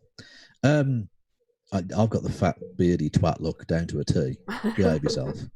Now, if they're looking for a fucking lazy British twat with a beard, why are you copying me, Carl? Come on now. And he put it up on his channel. It was a section of it, which he references here. And he describes this woman as being a sex worker, but then says he doesn't actually know that she's a sex worker. and using a particularly pleasant phrase, as you can imagine. And he says, "Oh, she became so defensive." I watched that, and she didn't. She argued against you, Carl, because you were talking shit, but she didn't get triggered. She just argued against you. And he always has to frame that. She started crying. Oh my God! See, that's why he won't come back on the happy hour, because we laugh at him, and he just can't handle that. Exactly. He needs people to get angry and shout. Yeah. Because then he's triggered them and he wins. Yep. Apparently. But when they laugh at him, then all he can do is have his public humiliation out there forever. Yeah. Which maybe that's what he means. When he says the Muslims win, maybe he just means that non-Muslims get triggered. Because that's all that winning is just triggering another group. Right. Victory. Am I continuing on with this, or we've reached the... Oh no, this is warming up. Oh God! We're already 10 minutes in. Okay. That's why I said, you can't do the full 7 hours. It would take us weeks. All right, I'm hitting play. Well, okay. I have pepperoni pizza. Is it okay if I eat my pizza? Yeah. Okay. Well, then I'm less stressed about just watching. Okay, I'm gonna eat my pizza now. I'm fucking fairly drunk. I'm gonna take a screenshot. I see he's still there. Are you? Can you hear me? Yeah, I can hear you. Right. Okay. Yeah. Yeah. So the thing is, right, and this is the thing. This is how you know that there's something here that people are deliberately shirking. Right. When I was talking to this woman on the Mythicist conversation podcast about this. One of the things that the chat was pointing out, and all the comments are like, Christ, as soon as someone brought this up, she sounded like she was about to cry. Why? Why is she about to cry over this? She didn't. She literally didn't. Yeah, I believe you. Yeah, I mean, he put it up on his channel, right? Yeah. And I've watched it, and she didn't. She just, I mean, she didn't even interrupt it. She was just talking, like, just explaining why this is a really dumb idea. Mm-hmm. Well, Carl, I don't know who she is. Yeah. I don't know who she is, and I don't know what she does. So you don't have a stake in this. Yeah. No, yeah, exactly. I've got no skin in the game here. I'm not trying to defend her. I'm just saying she didn't. She literally didn't sound like she was going to cry at all. Okay. So, busted, Carl. I know that you want to win against women, but this time your lie was exposed. Okay. Oh, sorry. Again, multiple voices. I can't speak for her, but I could imagine that you are imposing, no, sorry, let me rephrase that. You are painting a future where she would essentially be robbed of her choice. Yeah. And that is scary, and I understand that it's scary. But it's also a moral dereliction of duty. But no, how he says yeah in response to that. He literally said, "You're robbing her of her choice in the future," and he says, "Yeah." So when you said earlier, Carl, oh no, the government would need to be involved. Yeah. How else are you enforcing that? Mm-hmm. If not by a government force? Well, you don't even necessarily need formal laws if you have a society where you get pressured so much that you have to comply, or society punishes you. Yeah. So. Yeah, but the basic point is, Carl, that whole classical liberal thing didn't work out for you, so now you're doing this. Yeah. Almost as if, as I've said before, that libertarianism is just a straightforward gateway to fascism. He's on the slide. Okay. Yep. She's being told that she's done something wrong, and she didn't even realize she was doing something wrong. But the thing is, she was one of these kind of like, ethot types. And let's be honest, no one looks at that and thinks, oh, that's virtue right there, right? Do you know what ethot is? Yeah, well, thought. I thought because it was Mythicist Milwaukee, that it might have been something to do intellectually, as in THOUGH.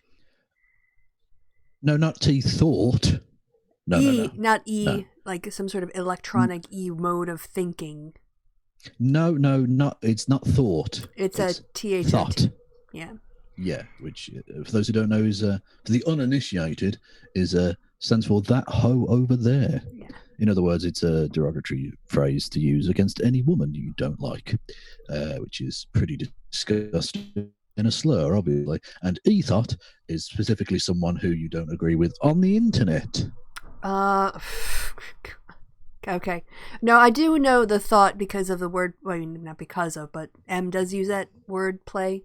Even when I'm getting brained, you'll never catch me with a thought. Yeah, exactly. That's, kind of thing. Yeah, but I actually thought it was like in the idea of thinking thought. That was my mistake. No. Okay. No. As Ariane points out, he means a cyber sex worker. Is basically what he means. All right. Thanks for clarifying, everyone. I was too intellectual. My bad. Yeah, your opinion of Carl is still too high. It's just my default setting. Like, I don't go to you're too nice. You're too pleasant, Kristi. Yeah. You're too innocent for this world. But you corrupt me. All right. I do. Okay, hitting play. Yeah, I think no one looks at thoughts and women prostituting themselves online and thinks, well, virtue, right? But what? Virtue? Yeah, it depends on what kind of virtue you mean here. Well, basically he means that women being open about their sexuality and stuff and daring to accept that is wrong because, basically he wants to again say God, because of God did it, God said so, even though God literally never mentions thoughts in the Bible. Yeah, but I've looked. He wants white women especially to have babies, so certainly like having almost like fecundity, fertile goddesses making sure men are aroused to go home and do their duties and women enjoying sexuality because they're more likely to get pregnant if they have more sex. So he's going with a very prudish route, and I don't understand why if he's not, linking up with God at all. Well, because he's trying to. Oh, yeah. He's finding his way there. Yeah. Okay. Basically, yes. I just I don't get this, even if you have women, you say, okay, women should have kids. You can do that in a totally open, sexually open society. Family doesn't require marriage. It doesn't require, it's much easier to control a nuclear family. Right, we want to control. Which is exactly what because Carl men need to know the kids are theirs. Without a DNA test. Well, yeah, I watched another video of his called why women should reject cuckoldry, which is it's so incel, it's unbelievable. You'd think he was a virgin. You honestly. Wait. Okay, I what was the topic was women should reject cuckoldry. Why women should reject cuckoldry? All right, but what about the guys who like cuckoldry? Does he make a video for that? Well, it goes into that as well. Yeah, it's terrible. It's awful. Oh, okay. But he frames it in terms of women. But basically, he uses it as an insult still. Yeah. Yeah, but he's saying that women. It says again, he's making a very similar argument about it being unvirtuous, whatever that means. But yeah, basically, he wants a religious conservative world because that suits him. Yeah. Because that benefits him. I guess when I think about virtue, I think of civic stuff and again, greater good, but I don't think of virtue in this sort of religious sense of virtue because there's no value to that kind of virtue. Yeah. Well, I would call it bullshit. But yeah. It's a way to frame control as a positive. He would, it'd be interesting. Exactly what fascists try and do. Yes, yeah. There was the whole thing of Nietzsche's genealogy of morality where he talks about Christianity as a slave morality. And that's kind of I don't really know Nietzsche all that well, so don't quote me on it. But I guess it's the whole thing of when you turn being downtrodden and submissive and passive and manipulated and putting things off to the next world is a good thing. That's a slave morality. It's making, whereas he contrasted against Roman notions of morality of anyway, doesn't really matter. I'm going to stop talking now because I'm not confident about what I'm saying. By the way, hello, Carl. I know you're listening. He's just DM'd me on Facebook. Okay. He says, "Hey man, want to do a stream about the forcible insemination of white women to save the white race, or whatever it is you guys are saying about me these days." These days, right now, Carl, because we're just listening to what you're saying. It's literally coming out of your mouth, which is a phrase I didn't want to have to use tonight, but ended up doing anyway. Hello, Carl. It's nice to know you've got so many great big things going on. Honestly, we are just taking your dog whistle and retuning it into the things you actually mean, because that's what you're saying. The Muslims. Yeah. Carl, you say, oh, It I would try be and make out outbred. like you're not talking about artificial insemination. But when Layman literally earlier said you're going to take away women's freedom to choose, you said, yeah. You responded in the affirmative to that. So, I mean, how are we to take that in any other way? It would be dishonest for us to not come to that conclusion, which I know you want us to, because you're dishonest, but there we go. Yeah, also Tony Blakeway in the chat says he's linking virtue to purity. But yeah, like sexual purity is a totally made up construct. I mean, there is no inherent purity. And no matter how much I want to point sex out, you have Carl, or don't have. Exactly. Yeah. But if we're going to apply that standard, Carl, you're not pure. We know what you've been up to. I've got no problem with sex workers, but apparently you have, even as a person who's, let's say, funded that. All right, so you ready to get back to the video? Yeah, I think we'll let that hang in the air for a second. Okay. And we'll continue. All right, it's starting to drift downwards now, so I'll hit play. What would you consider to be virtuous? Well, that's an entirely different question, really. But do you think she considers? Well, it's kind of important. Really, no, it's really the exact point, isn't it, Carl? It's the exact question. You can't say this isn't virtuous, and then when you ask, well, what is virtuous? Go, that's a different matter. I'm going to use a term, but not define it, so we don't know if we're talking about the same thing. What? Carl, have you ever looked up the words and what they mean? Just any words. All right. I don't know. Okay. I don't know. Hitting play. Is that to be virtuous? Being an e-thought. Yeah. I think there's a difference in e-thought. Just to clarify, is as in someone who does cam work, which is very specific. Well, or just talking about someone who does, or someone who goes I'm not on exactly sure Twitch. what she does exactly, but she's some section. Yeah, so he's just going to label her with something. Yeah. Literally doesn't know what she does. But I'm going to call her an e-prostitute just because. The one that I made cry, who you didn't make cry. Yeah. Other than that, he's got all the details of this right. He doesn't, except all the ones he's mentioned. Yeah, he doesn't know her name, her profession, and and he can't read apparently like body language and tone at all. Yeah, or just tone of voice. Mm-hmm. If someone's about to cry, you can tell a bit of a tremble in the voice or whatever. Whereas she was just talking exactly as she had before you mentioned this. She just wanted her to cry. She clearly wasn't like happy with what he was saying because she was, disagreeing with it. But she wasn't shouting.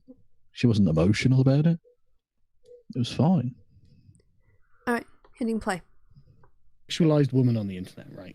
So she either like some sex counselor or something. I don't know. I don't know exactly what she does, but she's leveraging. So apparently, a sex counselor. What's that, Carl? Counselor is now apparently an e-thought. So a medical professional. I don't know what. Isn't that? I don't trust him to relate anything about anything accurately. No, he's such a dishonest piece of shit. Not even the articles that he puts up and like leaves off certain sentences because they would disprove his point. Oh wait, that was Tim Pool. Oh wait, that was Carl. Oh wait, it's all of them. All right, hitting play. It's a very similar grift they've got going on. Yeah, no, it was a Bernie Sanders thing, and he left off something very deliberately, but he left it on the screen, and we read it out. I remember. We're like, but that's just contradicted. Anyway, hitting play. Female attractiveness to make money. I mean, that doesn't sound like a sex counselor, to be honest. Like, if it's a sex counselor... I don't know. I don't know exactly what she does. But let's just assume she's an e-thought, right? Something along those lines. Let's just assume it. Yeah, not just hypothetical. Let's just slur this woman with this particular thing. Not even like trying to saying a sex worker, but saying e-thought, right? Yeah. Right. Wow. She could be a medical professional who's a sex counselor. She could be a cam girl. She could be just a person who does pictures on the internet, just a selfie on the internet. Whatever. Either way, that's e-thought. Wow, your usage of English gets more and more dishonest by the day, Carl. Mm-hmm. Right, here we go. I'm saying that's virtuous, right? Well, I mean, that's such a weird. I noticed this. There's such a weird rhetorical thing that you do quite often, actually. Like this, no one has seen this. No one says this, and I mean, on the rhetorical level, this argument works. When you actually look into it, who even? Why is it important to talk about? You can make an absolute. I wish that he would actually let layman talk, because layman thinks through things in a way Carl doesn't. He's just trying to get to his next point. But anyway, that's just a comment on that. Whoever's hosting that stream. Sargon, let him finish what he was saying if you want. Sargon, let him finish what he was saying. Why is it even important to talk about virtue?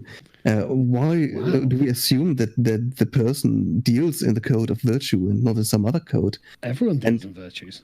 God, he's so annoying. He's just feigned this. Oh my gosh, you've just expressed this completely like shocking opinion. Why would we want to talk about virtue? Like, you must make. He's just he's so predictable and boring at this point.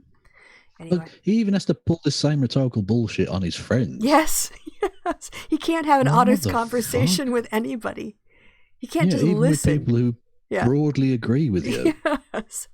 And he still has to be like defensive and It's like, well, here's an idea. Why don't I just listen to what you're saying to see if we're talking about the same thing, and then I'll make sure that I correct your view, or you can correct my view. Just ramble about 20 minutes while mentioning Aristotle. That's a perfectly fine replacement for actual, dialectic conversation. Because no one's ever talked about virtue except for Aristotle. Gotta throw that in. Exactly. Aristotle's the only one. Yep, ever. Definitely.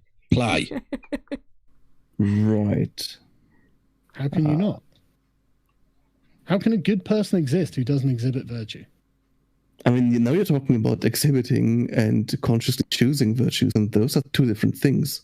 You don't have to consciously choose a virtue, but you've got to exhibit them. But the whole point of virtue... Okay. Anyway, I'm going to hit play. Everything. The problem is there as well, if she does like e-thought sort of things and stuff like that as well, is if we don't know specifically what she does, if she's just selling her body things, then it doesn't matter then what she does with her influence and stuff like that. For instance, Sargon, would you say what you do? Well, he's really wanting to shame women who do sex work. Yeah. Even the concept that this Scottish idiot is putting up that some e-sex workers are bad. Which, by the way, we're not getting involved in that moralizing fucking bullshit. What you can do with your own body, your own fucking business. Yeah. But even that level of nuance that maybe some of them aren't all evil. Carl's like, no, they're all bad. Yeah, if you do that, you can't be virtuous and be a sex worker. Then what? But apparently you can be virtuous and be a sex worker user, according to Carl. Because we only ever talk about this in one direction. Yeah. Because if which I don't know why the pop band are getting involved. But, but of course, if there were no customers, then women wouldn't do this work. Yeah. It's all about the oldest demand. profession in the world because men have been using that service for ever. But what he wants to focus on, like some people in Swindon do, Carl. All right, hitting play. Is virtuous? Yeah, I think so. Is what I do virtuous? What is it you consider yourself to do? We just missed that, but it reminds me. It reminds me that in this, he literally just asked him there, "Do you consider what you do virtuous, Carl?" And he says yes. Yeah, sending rape tweets to MPs virtuous. Yep. I don't see how talking shit on the internet is virtuous, especially when you're spreading disinformation and lies and hate, and as you say, harassment, to the point where you got kicked off Patreon and you keep getting demonetized by YouTube. How virtuous can you be? Yeah, exactly. Nobody wants you around. Nobody wants to associate their money. They want to keep their money away from your money. You're dirty. Like, they don't want their money touching your money. They don't want your stank on them, Carl. No. So, who's virtuous? I've been joined by Aurora Cats. Oh, lovely. All right. I don't know how long we've been going now, but I noticed that my legs are getting numb. So at some point, we're either going to have to call it to an end. Just the top of my thighs, where I've been bending at the knee. Oh, actually, my feet are a little bit. Why have you been bending at the knee? Why aren't you sat down? I'm sat cross-legged. I always sit cross-legged. That's fucking ridiculous. I sit cross-legged. That's not virtuous, every time I Kristi. Yes, I do it for like 2.5 hours while we do shows all the time. That's how I sit. Well, clearly the Muslims will win then. Yes. That's the way they're gonna win, because I sat cross-legged in Germany. All right, okay, I'm gonna hit play. My brain's gonna melt a bit more, but okay. Talks with a bunch of people and spread issues about generally current topics, and generally with a same kind of bent of the things that you talk about and whatnot. Yeah, I think it's virtuous to talk about different. He won't define what virtue is, but he's pretty sure he's 100% virtuous. So yeah, he knows what isn't virtuous and what is virtuous. But if you ask him what virtue is, that's a different topic. Yeah. Right. More like 11:30ish. It's not 1:30 in the morning-ish. But thanks, Tony. Our clocks changed on Sunday. Yeah. So. And ours did. Yeah. I had to change I've got 2 manual clocks in this house, and I had to change them both. Yeah, I have to too. That was a busy day. And I mostly just do the math for like the first 3 weeks. Yeah. And then I'm finally pissed off enough to do it. Yeah, that's fair enough. Okay. Right. Hitting play. Cool subjects. Just out of curiosity. Was that you? No, that's the other British. So confusing. British guy. When I just hear it, I was like, "Oh, is that Kevin?" I'll shout out. Well, it's too late now because we're about to finish, but I'll shout out penis when I want to. Oh, okay, all right, that's fair. That's fair. Just to add to that, is Doom Eternal virtuous? Not in and of itself. You don't need to be virtuous to exist. Is the point? For a thing, for a product, for a person to exist. Well, they don't need to be virtuous. No. And to make a point, I think non-virtuous things exist. Right. The question is, what are you doing? Right. Think of Aristotle. Non-virtuous things don't exist. People can do or not do virtuous things, but they have no independent existence. Anyway, he's not even reached the philosophical development of Aristotle. Okay. In many respects, he probably brings up Aristotle because that's advanced. He's trying to do a sideways shift because he realizes he's just said something ridiculous. I just don't know, you point to a statue and go, "That's virtue," and you point to a tree and go, "That's non-virtue." Like, it doesn't exist like that. It's only through behaviors. Anyway. The wind is virtue. Maybe he thinks that. Maybe he thinks the sun is virtuous because it's all teleological. If it produces a good, it therefore must be good. All right, hitting play. All right. So right. You've got Aristotle's golden mean, which is someone's got philosophy 101 finally. Yeah. It's fucking Aristotle. Like, Carl, you pretentious twat. At least, look, I'm a bit of a pretentious twat, but at least I try and understand the things I'm being pretentious about. Whereas you just throw out like, "Oh, Aristotle said a thing." Who gives a fuck? I'm not trying to shit on Aristotle, by the way. I'm just exploring Carl's nonsense. Yeah, Aristotle's fine. He also does that name dropping thing. He can't just talk about the golden mean. He's got to go, well, Aristotle. Oh, well, Locke. He's got to use other people's credibility to try to throw in some shit in a conversation. But that's brilliant. Because in his mind, the secular replacement for God would have to be philosophy, right? Probably. So what better for God's the appeal to authority of God than the appeal to authority of philosophers? And philosophy. God commands it. Yeah. The argumentum ad dickheadum. Rather than it being God commands it, Locke commands there it. You go. Have you even read Hobbes? And God said, yea.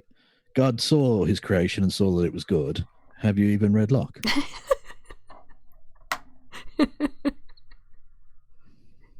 That's all you need.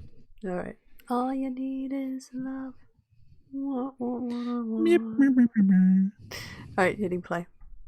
All you Exhibition need of virtue between is Locke. Yeah? Or what? Yeah.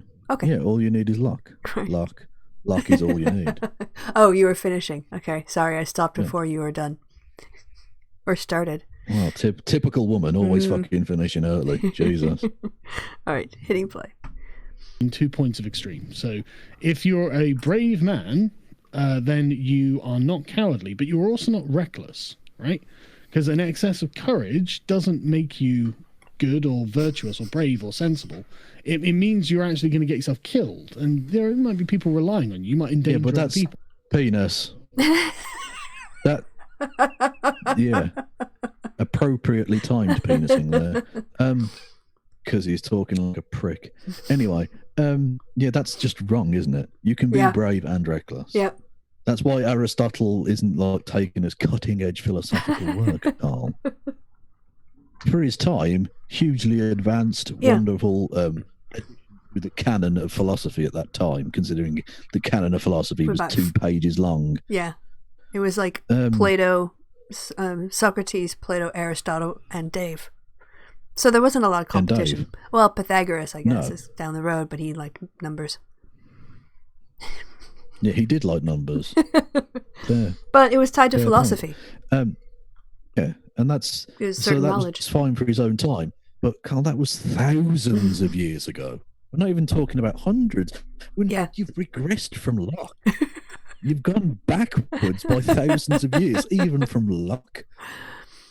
Jesus Christ! He's trying so hard.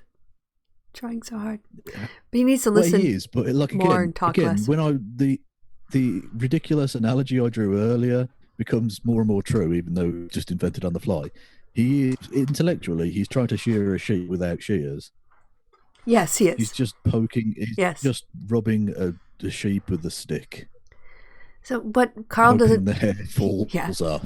Hoping, basically trying to convince the sheep to get alopecia. Yeah. So when speaking of, I'm just going to move on from bald sheep to when Carl goes and he reads these things, he just reads them at face value. Oh, Aristotle said this thing, and oh, it sounds really good. If you did this in a philosophy class, you'd have a lecturer who knows about philosophy, who would then encourage the class to question, well, to what extent do we think we understand Aristotle's point? And to what extent does he make a good point? What about bad points? Are there contradictions to this? And pointing to other things. Not just going, oh, yeah, if a man is brave, then he's not reckless. Yeah, that's ridiculous. Sometimes the ultimate recklessness is the ultimate bravery. Someone who charges in a battle, let's say, and knows they're going to die, but is doing so in order to stall their enemy so their comrades behind them can escape, is both enormously reckless and phenomenally brave because they're making the ultimate sacrifice. But according to Aristotle, something. Who gives a fuck what Aristotle said? Yeah. Justify it, you twat. Yeah, you should ask the guy at the bottom of the well in Sparta. Indeed. This is Sparta. It's more fun than saying Spartacus because it's just angrier. I don't know. It's a great scene. Sorry, I'm just like. It's not true though. We discussed this. Yeah, you said the earth and water and well, and there's bottom. But again, the film wasn't trying to base itself on the actual event. No, it was trying to look gorgeous and be stylized stunning. comic of Miller. Yep, and it did well. Okay, hitting play. Hello. Right, so yeah, can you not hear me? Oh, sorry. Hello? Sorry. Yep, sorry. Everyone else can hear me, but not you. I accidentally muted myself while I was moving the thing around. Oh, God damn it, woman. Yep. Okay. Hitting play. Aristotle would put this down as not being a virtue, right? So he's not a coward, but he's also not reckless. He is suitably brave. And I realize this isn't necessarily something you can say, oh, there's no objective standard. No, there's not. It's all about fucking how we feel about things, right? But do you feel that any thought is fucking virtuous? It's all about the feels. Oh, for God's sake. It's all about your feels, Carl. Now, I've kind of shit on Aristotle a second ago, but even I would have enough respect for anyone who's of, important historical, philosophical leanings, right? Or a merit. Imagine going from Aristotle said this thing to now, does that mean an ethot is virtuous? Yeah. Like, imagine shitting on the great legacy of a fantastic philosopher who meant huge amounts in historical terms, but obviously he's not philosophically cutting edge anymore. Like, again, as with the fundy Christians, I couldn't be more disrespectful of Aristotle than Carl, who claims to like him. Amazing. So Benjamin was saying that the film was racist? I don't remember that about it. I'm not a huge 300 fan watching it every time, but what I guess I remember the big scenes out of it. So sorry, I got distracted by something within the chat. It was pretty racist in the sense that its depiction of the Persians is pretty demeaning. But again, it's not. The film isn't really meant to be a fundamentally accurate depiction of reality, outside of the basic events of the Persians invaded at Thermopylae and blah blah blah. Yeah. I didn't actually think that. I didn't think they were connecting it to actually real people or civil. But of course, I've got more education. But yeah, I don't remember that. I just remember the guy who was really big, bigger than he was sort of out of Xerxes, and just being thrown. Who was a real king. Yeah, but he wasn't really that size. No, he wasn't really 10 foot tall. No. Yeah. No. No. Well, apparently he was reasonably tall, but he wasn't definitely not 10 feet tall. Okay. Yeah, and his army wasn't that big. It was pretty big, biggest in the world at the time, but not millions strong. Yeah. But and also Thermopylae, that wouldn't happen now because the sea's moved out by about 5 miles. Ah. Yeah, so it's nowhere near the fucking sea anymore. Well, little geographical / historical fact for you there. I guess the tectonic plates are moving around. It's not all cock jokes. Sometimes it's just information. It's only half cock jokes. Exactly. It's half cock jokes, half ancient Greek battle jokes. There you go. All right, and I'm going to hit play. Don't even get me started on the Battle of Thapsis. I mean, don't. Just don't. Okay. And if the answer's no, is the answer no? I don't think that's everything they do. If the answer's no, is the answer no? Did you say penis? I didn't. Well, sorry. then I'm hitting... Start again. There are definitely things that are not. Okay. He literally said, if the answer's no, is the answer no? Which, I mean, that's not even being at the philosophical level of a 5-year-old. Yeah, obviously, you twat. That is quite literally axiomatic. So what he's basically saying to a room full of, sounds like all guys, if you see a woman and she's highly sexualized, doesn't that gross you out? Yeah, so maybe reinterpreting his sentence from earlier, why would anyone choose to be straight? Carl's got a thirst for the cock. Maybe he's keeping an eye on you. He's monitoring your... He is. He literally is. I think he might have a montage of all the times you've talked about him being the bottom. Although I think you said you'd be willing to swap because... Did I? Oh, didn't you? Maybe that was with someone else. I don't think so. I don't know. Maybe that was with, someone else who were... Don't, because Carl, I don't know there are enough horses in the Swindon area to produce the amount of manure he needs for the idea of him being the top. So, yes. Anyway, you said penis for a reason. Was that just if the answer is no? The answer is no. Yeah, exactly. Just to point out how fucking stupid a sentence that is. Yeah, I mean, quite literally, obviously, yes. You fucking idiot. Yeah, and apparently, women who look pretty make Carl kind of go ewy inside. I don't know. I don't know what to take from this. Okay, I guess we're gonna hit play. Not that don't fall into the category, but being a thought on the internet does. Well, again, but the fact is we haven't properly defined what she properly does and how much of a thought she is. Let's just assume she's an ethot, just a regular common garden ethot, for the sake of the argument. How bad we talk? That really well-defined thing. Yeah. The common or garden ethot. Yes. Not also, the lesser spotted ethot. No. And it's a... Or the most rare, the golden ethos. It has more words in it than his definition of virtue, which he said was a completely different conversation. Yeah, he's done more to try and define ethos than virtue. Okay, Yes, even though he's arguing, it's the core of his argument. He's asking everyone about what their opinion is on virtue, but he can't define it. Yeah. So can you define this thing that I haven't defined very well based on an old philosophical interpretation of a thing I haven't at all described? Can you define them? What? And if you look at this thing and it makes you feel bad, can we all agree it's not virtuous? Yeah, exactly. Which Big again, brain. he's so trying to justify his feels by anything other than God because he knows that would be dishonest.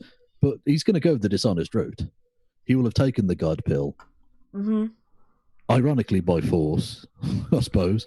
Well, yeah, he'll back himself into a corner where he realizes it's the only way he can, like I said, make his assertions and not have to think about them. Yep. All right, here we go. Here, are we talking about the kind of person that is a little bit of ethottery virtuous? Well, again, we need to establish the ground rules of what an ethot is. Are we talking about just somebody that sits and talks about their day while having a low-cut top? Penis. Like, what are we talking Is that virtuous? All right. Oh, for fuck's sake, you utter piece of shit, Carl. They're now getting into the conversation of what an ethos is. Think about how much more they've pushed back on him not defining ethos properly than they did about the word virtue. Yeah, only the core of the argument. And to find out exactly the kind of priorities that they have. Yeah, let's go into detail. They need to really nail down the meaning of ethos. Virtue, it's a different thing. Apparently, any woman in a low-cut top who has a conversation online with a guy who I guess is straight, presumably, or actually anyone who would have a conversation with her, being fair, and doing that in a low-cut top, that makes you a sex worker. Which is interesting because that means that his best new friend, Lacey Green, that means that she's an ethot, apparently. Well, by the definition he laid out, might want to ask Chris Ragran what he thinks. I don't know. Are they still together?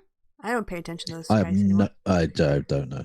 Who knows? Who cares? I honestly don't want to know. Don't care enough to not know. Tony, great question from Tony. Have we gone backwards? Because it sounds like Carl saying exactly the same shit as he did half an hour ago. Yes. Which is basically true. Yeah, that's very true. We'll listen on a little bit longer and then call it a day. Yeah. Because we've managed somehow to get through 14 minutes of this shit. Wow. Man. Yes, in 2 hours. Again, imagine Kristi. Imagine just trying to get through that just that 1 hour slavery discussion. No. Oh my God. That would be like a marathon, honestly. Yeah, that would be ridiculous. Okay. I mean, I know we've not got exactly like huge amounts going on right now, but I still want to remain vaguely mentally healthy. I don't want my brain to crumble into the dust. Yeah, that's fair. I think that's fair. All right, a few more minutes and then we'll wrap it up. Is that the violent? That was some very violent sexy dancing. I don't know if it came through, but there was a big squeal. Yeah, even got a squeal, not just the thumping. Yeah, I did that. With what? It didn't squeak that time. No. It worked all its squeaky out. Was it you that squeaked? No, it was the metal. I knocked the microphone, so it was facing away from me, so I had to swivel it back towards me, and the thing that allows it to do that, the metal just squeaked. Super violent sexy dancing. I need to oil my microphone stand, clearly. Yeah, you need to get the shaft really well oiled. Yeah. Okay. I don't know how you managed to make that sexual. You did first. I blame you. Why I need to lube up the vagina cogs first, and then. Yes. Don't accidentally hit anything like a clitoris. Okay, I'm gonna hit play. I wouldn't. It's not real. No,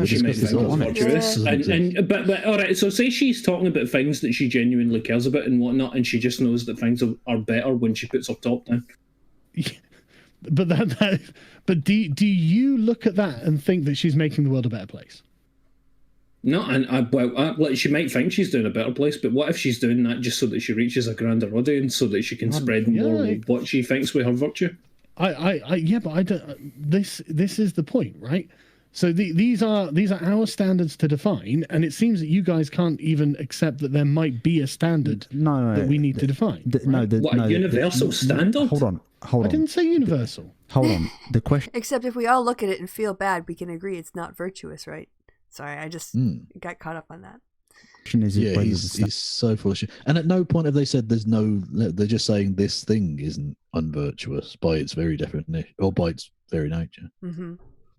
Yeah, because it's basically consenting adults doing what they want. So why wouldn't it be? Yeah, because they're unlike you, Carl. I get the impression these people haven't gone full fash. These people are still on the liberalist train. Right, here we go. Standard is relevant to the point, not necessarily if the standard exists, right? Like you could say, well, what's her opinion on taxes? Like, how the fuck is that relevant to whether she... Who cares about a fucking opinion on taxes? No, but this is the point. Her opinion on her need to have children, right? Yes, it does relate to her sexuality, right? It's inherent in her sexuality. But then when she says, well, I don't need to be told by someone who is not in a relationship with me, I think that's a fair thing to say. I think that's a fair thing. No, but okay. She didn't say that. Like, we're not talking about a real woman that you don't know her name or what she does and misrepresented, because they didn't watch your shitty program, Carl. So of course it's not what she said. But he's talking about the hypothetical you're presenting, because you said, let's just pretend she's an e-thought. So she's not a real person anymore. Well, if you can pretend she's an e-thought, just pretend she said or didn't say it, depending on what suits your argument at any given moment. You can't even intellectually honest. Okay, here we go. But if you spring this on someone who has not had the argument presented to them, and then you say, haha, they could not come up with an argument, that is not a point of you saying that you are correct. It's wow. Well, that's really good. But also, she did come up with an argument as to why that's bad. Yeah. Well, the thing is that did actually happen. Yeah, but Carl won't tell them that. But yeah, no. I'm glad that this was at least someone said the obvious. Okay. Here we go. Exactly. Simply a case that they could not come up with an argument. Would that not be fair? Okay, but that applies to any person who's just lost an argument. No, not if they don't meet the conditions he's just set up. Like, you have to actually. Most arguments aren't made as gotchas on an internet fucking podcast, Carl. Yeah. Jesus. All right. What a fucking loser. I mean, really, Jesus. Really Christ. bottom of the barrel. All right, here we go. Yeah, no, that's perfectly fine, but that's also true of someone. Okay, if you're attempting to do what I think most people should be doing, is attempting to look for the most correct, the most ideal way of living, as we mentioned before, in the sense that, like, not necessarily the scientific method, but like in the same sense of like MMA and stuff, where it's like we're just trying to cobble together the best non-shit thing, right? In order to do that, we have to both come into the conversation, not just chucking shit at each other, right?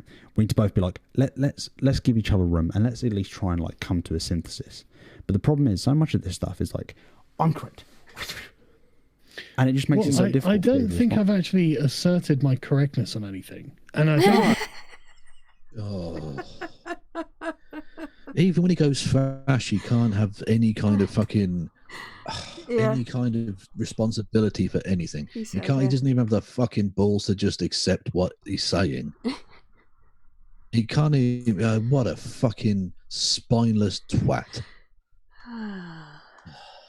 Well, should we wrap it up there, or is there another? Yeah, gem? let's. Okay. There probably is, but let's just fucking end this. Jesus. Carl, same as it ever was with him. Yeah. Well, hey, this was actually a complete distraction.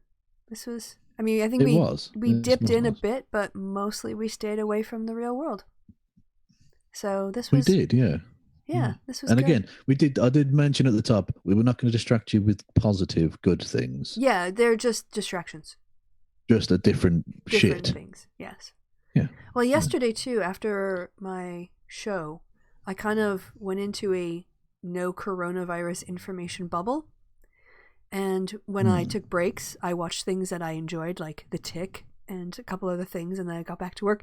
And you started watching The Tick? I love The Tick, yes. Is this 1995? No, it's the one with Peter Serafinowicz from, it was redone on Amazon Prime. Okay. But I saw the cartoon when it came out too, and I really liked it the first time I saw it back in like 95 or whenever it was. Yeah, I remember as a youngster. Yes. They've tried to revive that a couple times, but yeah, and I found today I actually worked a lot better and was able to concentrate more and get more done. So I need to cut back on my Corona news consumption. Well, that's the thing. It's not necessarily always very healthy. Like staying informed and in touch is something, but focusing on a thing that you can't really affect other than staying indoors, there's not a lot. There's not a lot positive that can really come from that. And there's very little positive coming out right now. It's just like piles and piles of shit coming at us. The Twitter feed. Occasionally you get turtles that are playing fetch with themselves, but mostly, it's a nightmare. So, but anyway, that's why I've been rewatching loads of old shit and watching documentaries about rock bands and stuff. Yeah, it's good to get into basically, it's sort of like I was thinking about it earlier. It feels very normal, but also very dangerous at the same time. And there's a pandemic going on, but it's boring as fuck. And, it's like my experience in my room is so 100% different from what I perceive is happening in the world right now. Yeah, I read. I can't remember who said it, but it was a very good description of war. That he said, I think it was someone writing about their experiences in the First World War, when he said that it was the most boring thing that could possibly kill you ever, because you're just there for 24 hours a day doing nothing until you eventually get an order, and then you go over the top and you're dead. So you're just bored. There's nothing to do. Yeah. And I'm not necessarily comparing myself to being in the trenches, but the idea of something that's very, very dangerous that's also phenomenally boring. Yes. Tony in the chat was saying positive news in the UK is that you guys are now on a linear increase in cases, not an exponential one. Apparently, isolation is working. Is that cases, you said? Yeah, in cases. Okay, yeah, because obviously... Where is that? I said BBC. It's on the BBC. Well, yeah, but does that mean the UK then? Because they could be reporting about somewhere else. Well, it said the UK. Tony said positive news in the UK. Oh, it's in the chat. Oh, okay. Yeah. Okay, good. But of course the cases, it's from now.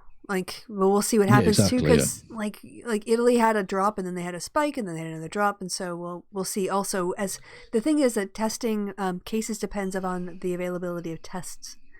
So indeed, the more you get more tests out there, you'll see exponential growth again. Germany's got like over 30,000 cases, but under or around 600 deaths. Yeah, that's the thing to bear in mind. The UK's death rate at the minute is fucking ridiculous compared to places like Germany. Yeah, well, everyone is ridiculous compared to Germany, but that's not a fair comparison. I know what you mean. Other European countries, even like France. It shouldn't be. It shouldn't be a bad comparison though, because economically and in terms of its healthcare development and all the rest of it, it should be a comparable nation. Yeah, that's all true. Those things are all true. Yeah. So, but those more those poorer southern European nations like Spain and Italy and Greece and things are going to be less able to cope with that. Mm-hmm. But yet we've got death rates on a par. We haven't even talked about Africa yet or other places. Yeah, well, they're probably going. Unfortunately, we're never going to see the full outcome of that in Africa, because there are parts of Africa that don't have the healthcare infrastructure to even know when there's an epidemic taking place. People are just going to die, which you can assume is corona, but you wouldn't know. Yeah, I mean, if we don't have the testing kits and we're rich, presumably they don't have any fucking testing kits, the poor bastards. So, Well, who's coming through when to a lot of countries right now in the pandemic It's China. Yeah. Well, I noticed that, but Cuba sent doctors. No, but like China is, sorry, using it to kind of promote good relations. You know. Oh yeah, no, yeah. Kind of thing. But I mean, in terms of coming through, in terms of helping, you have a first world nation like Italy taking doctors from Cuba, third world socialist hellhole apparently. That I prefer first world is now relying on. Yeah. Well, you know what I mean. Like that's no. I mean, the whole that's kind of an ironic use of first world because people on the right are the ones who absolutely, tend to use it. Yeah. Well, exactly. Yeah, but that's how they describe the place. Yeah. Mm-hmm. There would be fascists in Italy whose lives are being saved by the same people who they were shitting on last week. That's how it works. Anyway, yeah, but we'll probably there are some good aspects to this, though. The social, bizarrely, even though it's social distancing, there's a certain social cohesion. And actually, it was a thing. I with Boris Johnson, it's always bluster and bluff. It's nonsense, but it's very telling nonetheless that when he said this, that he's currently under quarantine. And he's doing like a daily vlog type thing, and he's managed to get it off the vertical screen. Yeah, he still can't set up a shot properly, so it's still very like set it up on your table. He watched the show. He takes my advice. He heard me. Well, hopefully he'll take my advice on this as well, because you don't have to film it from your hand. Yeah. Walking around, you can put it on your desk and then film it from a few feet away, and it looks good. Yeah, better. Rather than usually. Your face looking massive and red. And then you don't have to do a stabilization effect on it either. Well, yeah, but he's not doing that. He's just doing it straight from his phone with a wobbly, because it's in his hand. It's wobbly as grainy as fuck. Anyway, people on it doesn't TikTok really matter. are better. I mean, yeah, exactly. Yeah, he's not even TikTok worthy. No. Good lord. He's not even Vine worthy. Ugh. Anyway, and he said he was talking about the positive social cohesion element to this, and he said that this, in the direct quote, this literally proves there is such a thing as society, which is a direct, I believe, reference to an old Thatcherite concept, which was there's no such thing as society, which is what the Tories have always preached, that you shouldn't care about other people. It's all individualism, individual, and we've seen where that gets us. So hopefully, I think with Boris Johnson, you can never take what he says literally, but if that's a feeling more widely expressed throughout conservatism, certainly in the UK post this, then something positive will have come out of it. That Boerist Toryism that I discussed before, that needs to die along with this disease, hopefully will. Right. Well, and on that hopeful bombshell. Indeed. We'll probably be back here in a day or two because we are stuck indoors and bored as fuck, and we needed distraction as much as you guys. Indeed. So, indeed. Yes, not since the days of impeachment have we had a run of like every other day doing streams. Well, during impeachment, it was every day virtually. Yeah. During its height. During the week of testimony, the 2 weeks of testimony. Well, because how could we not talk about shouty Jim Jordan? Well, we did. I mean, shirtless or jacketless. Exactly. Jacketless Jim Jordan. Yeah. Yes. That's important. Shouting, it makes up for not having an argument. Ask Carl. Shut up, shut up, shut up, shut up.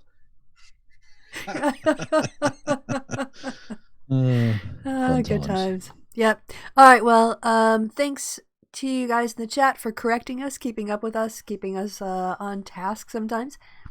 People in the future watching all the way to the end, appreciate you guys too. And as always, the show would not be the show without my lovely penis mouth-filled.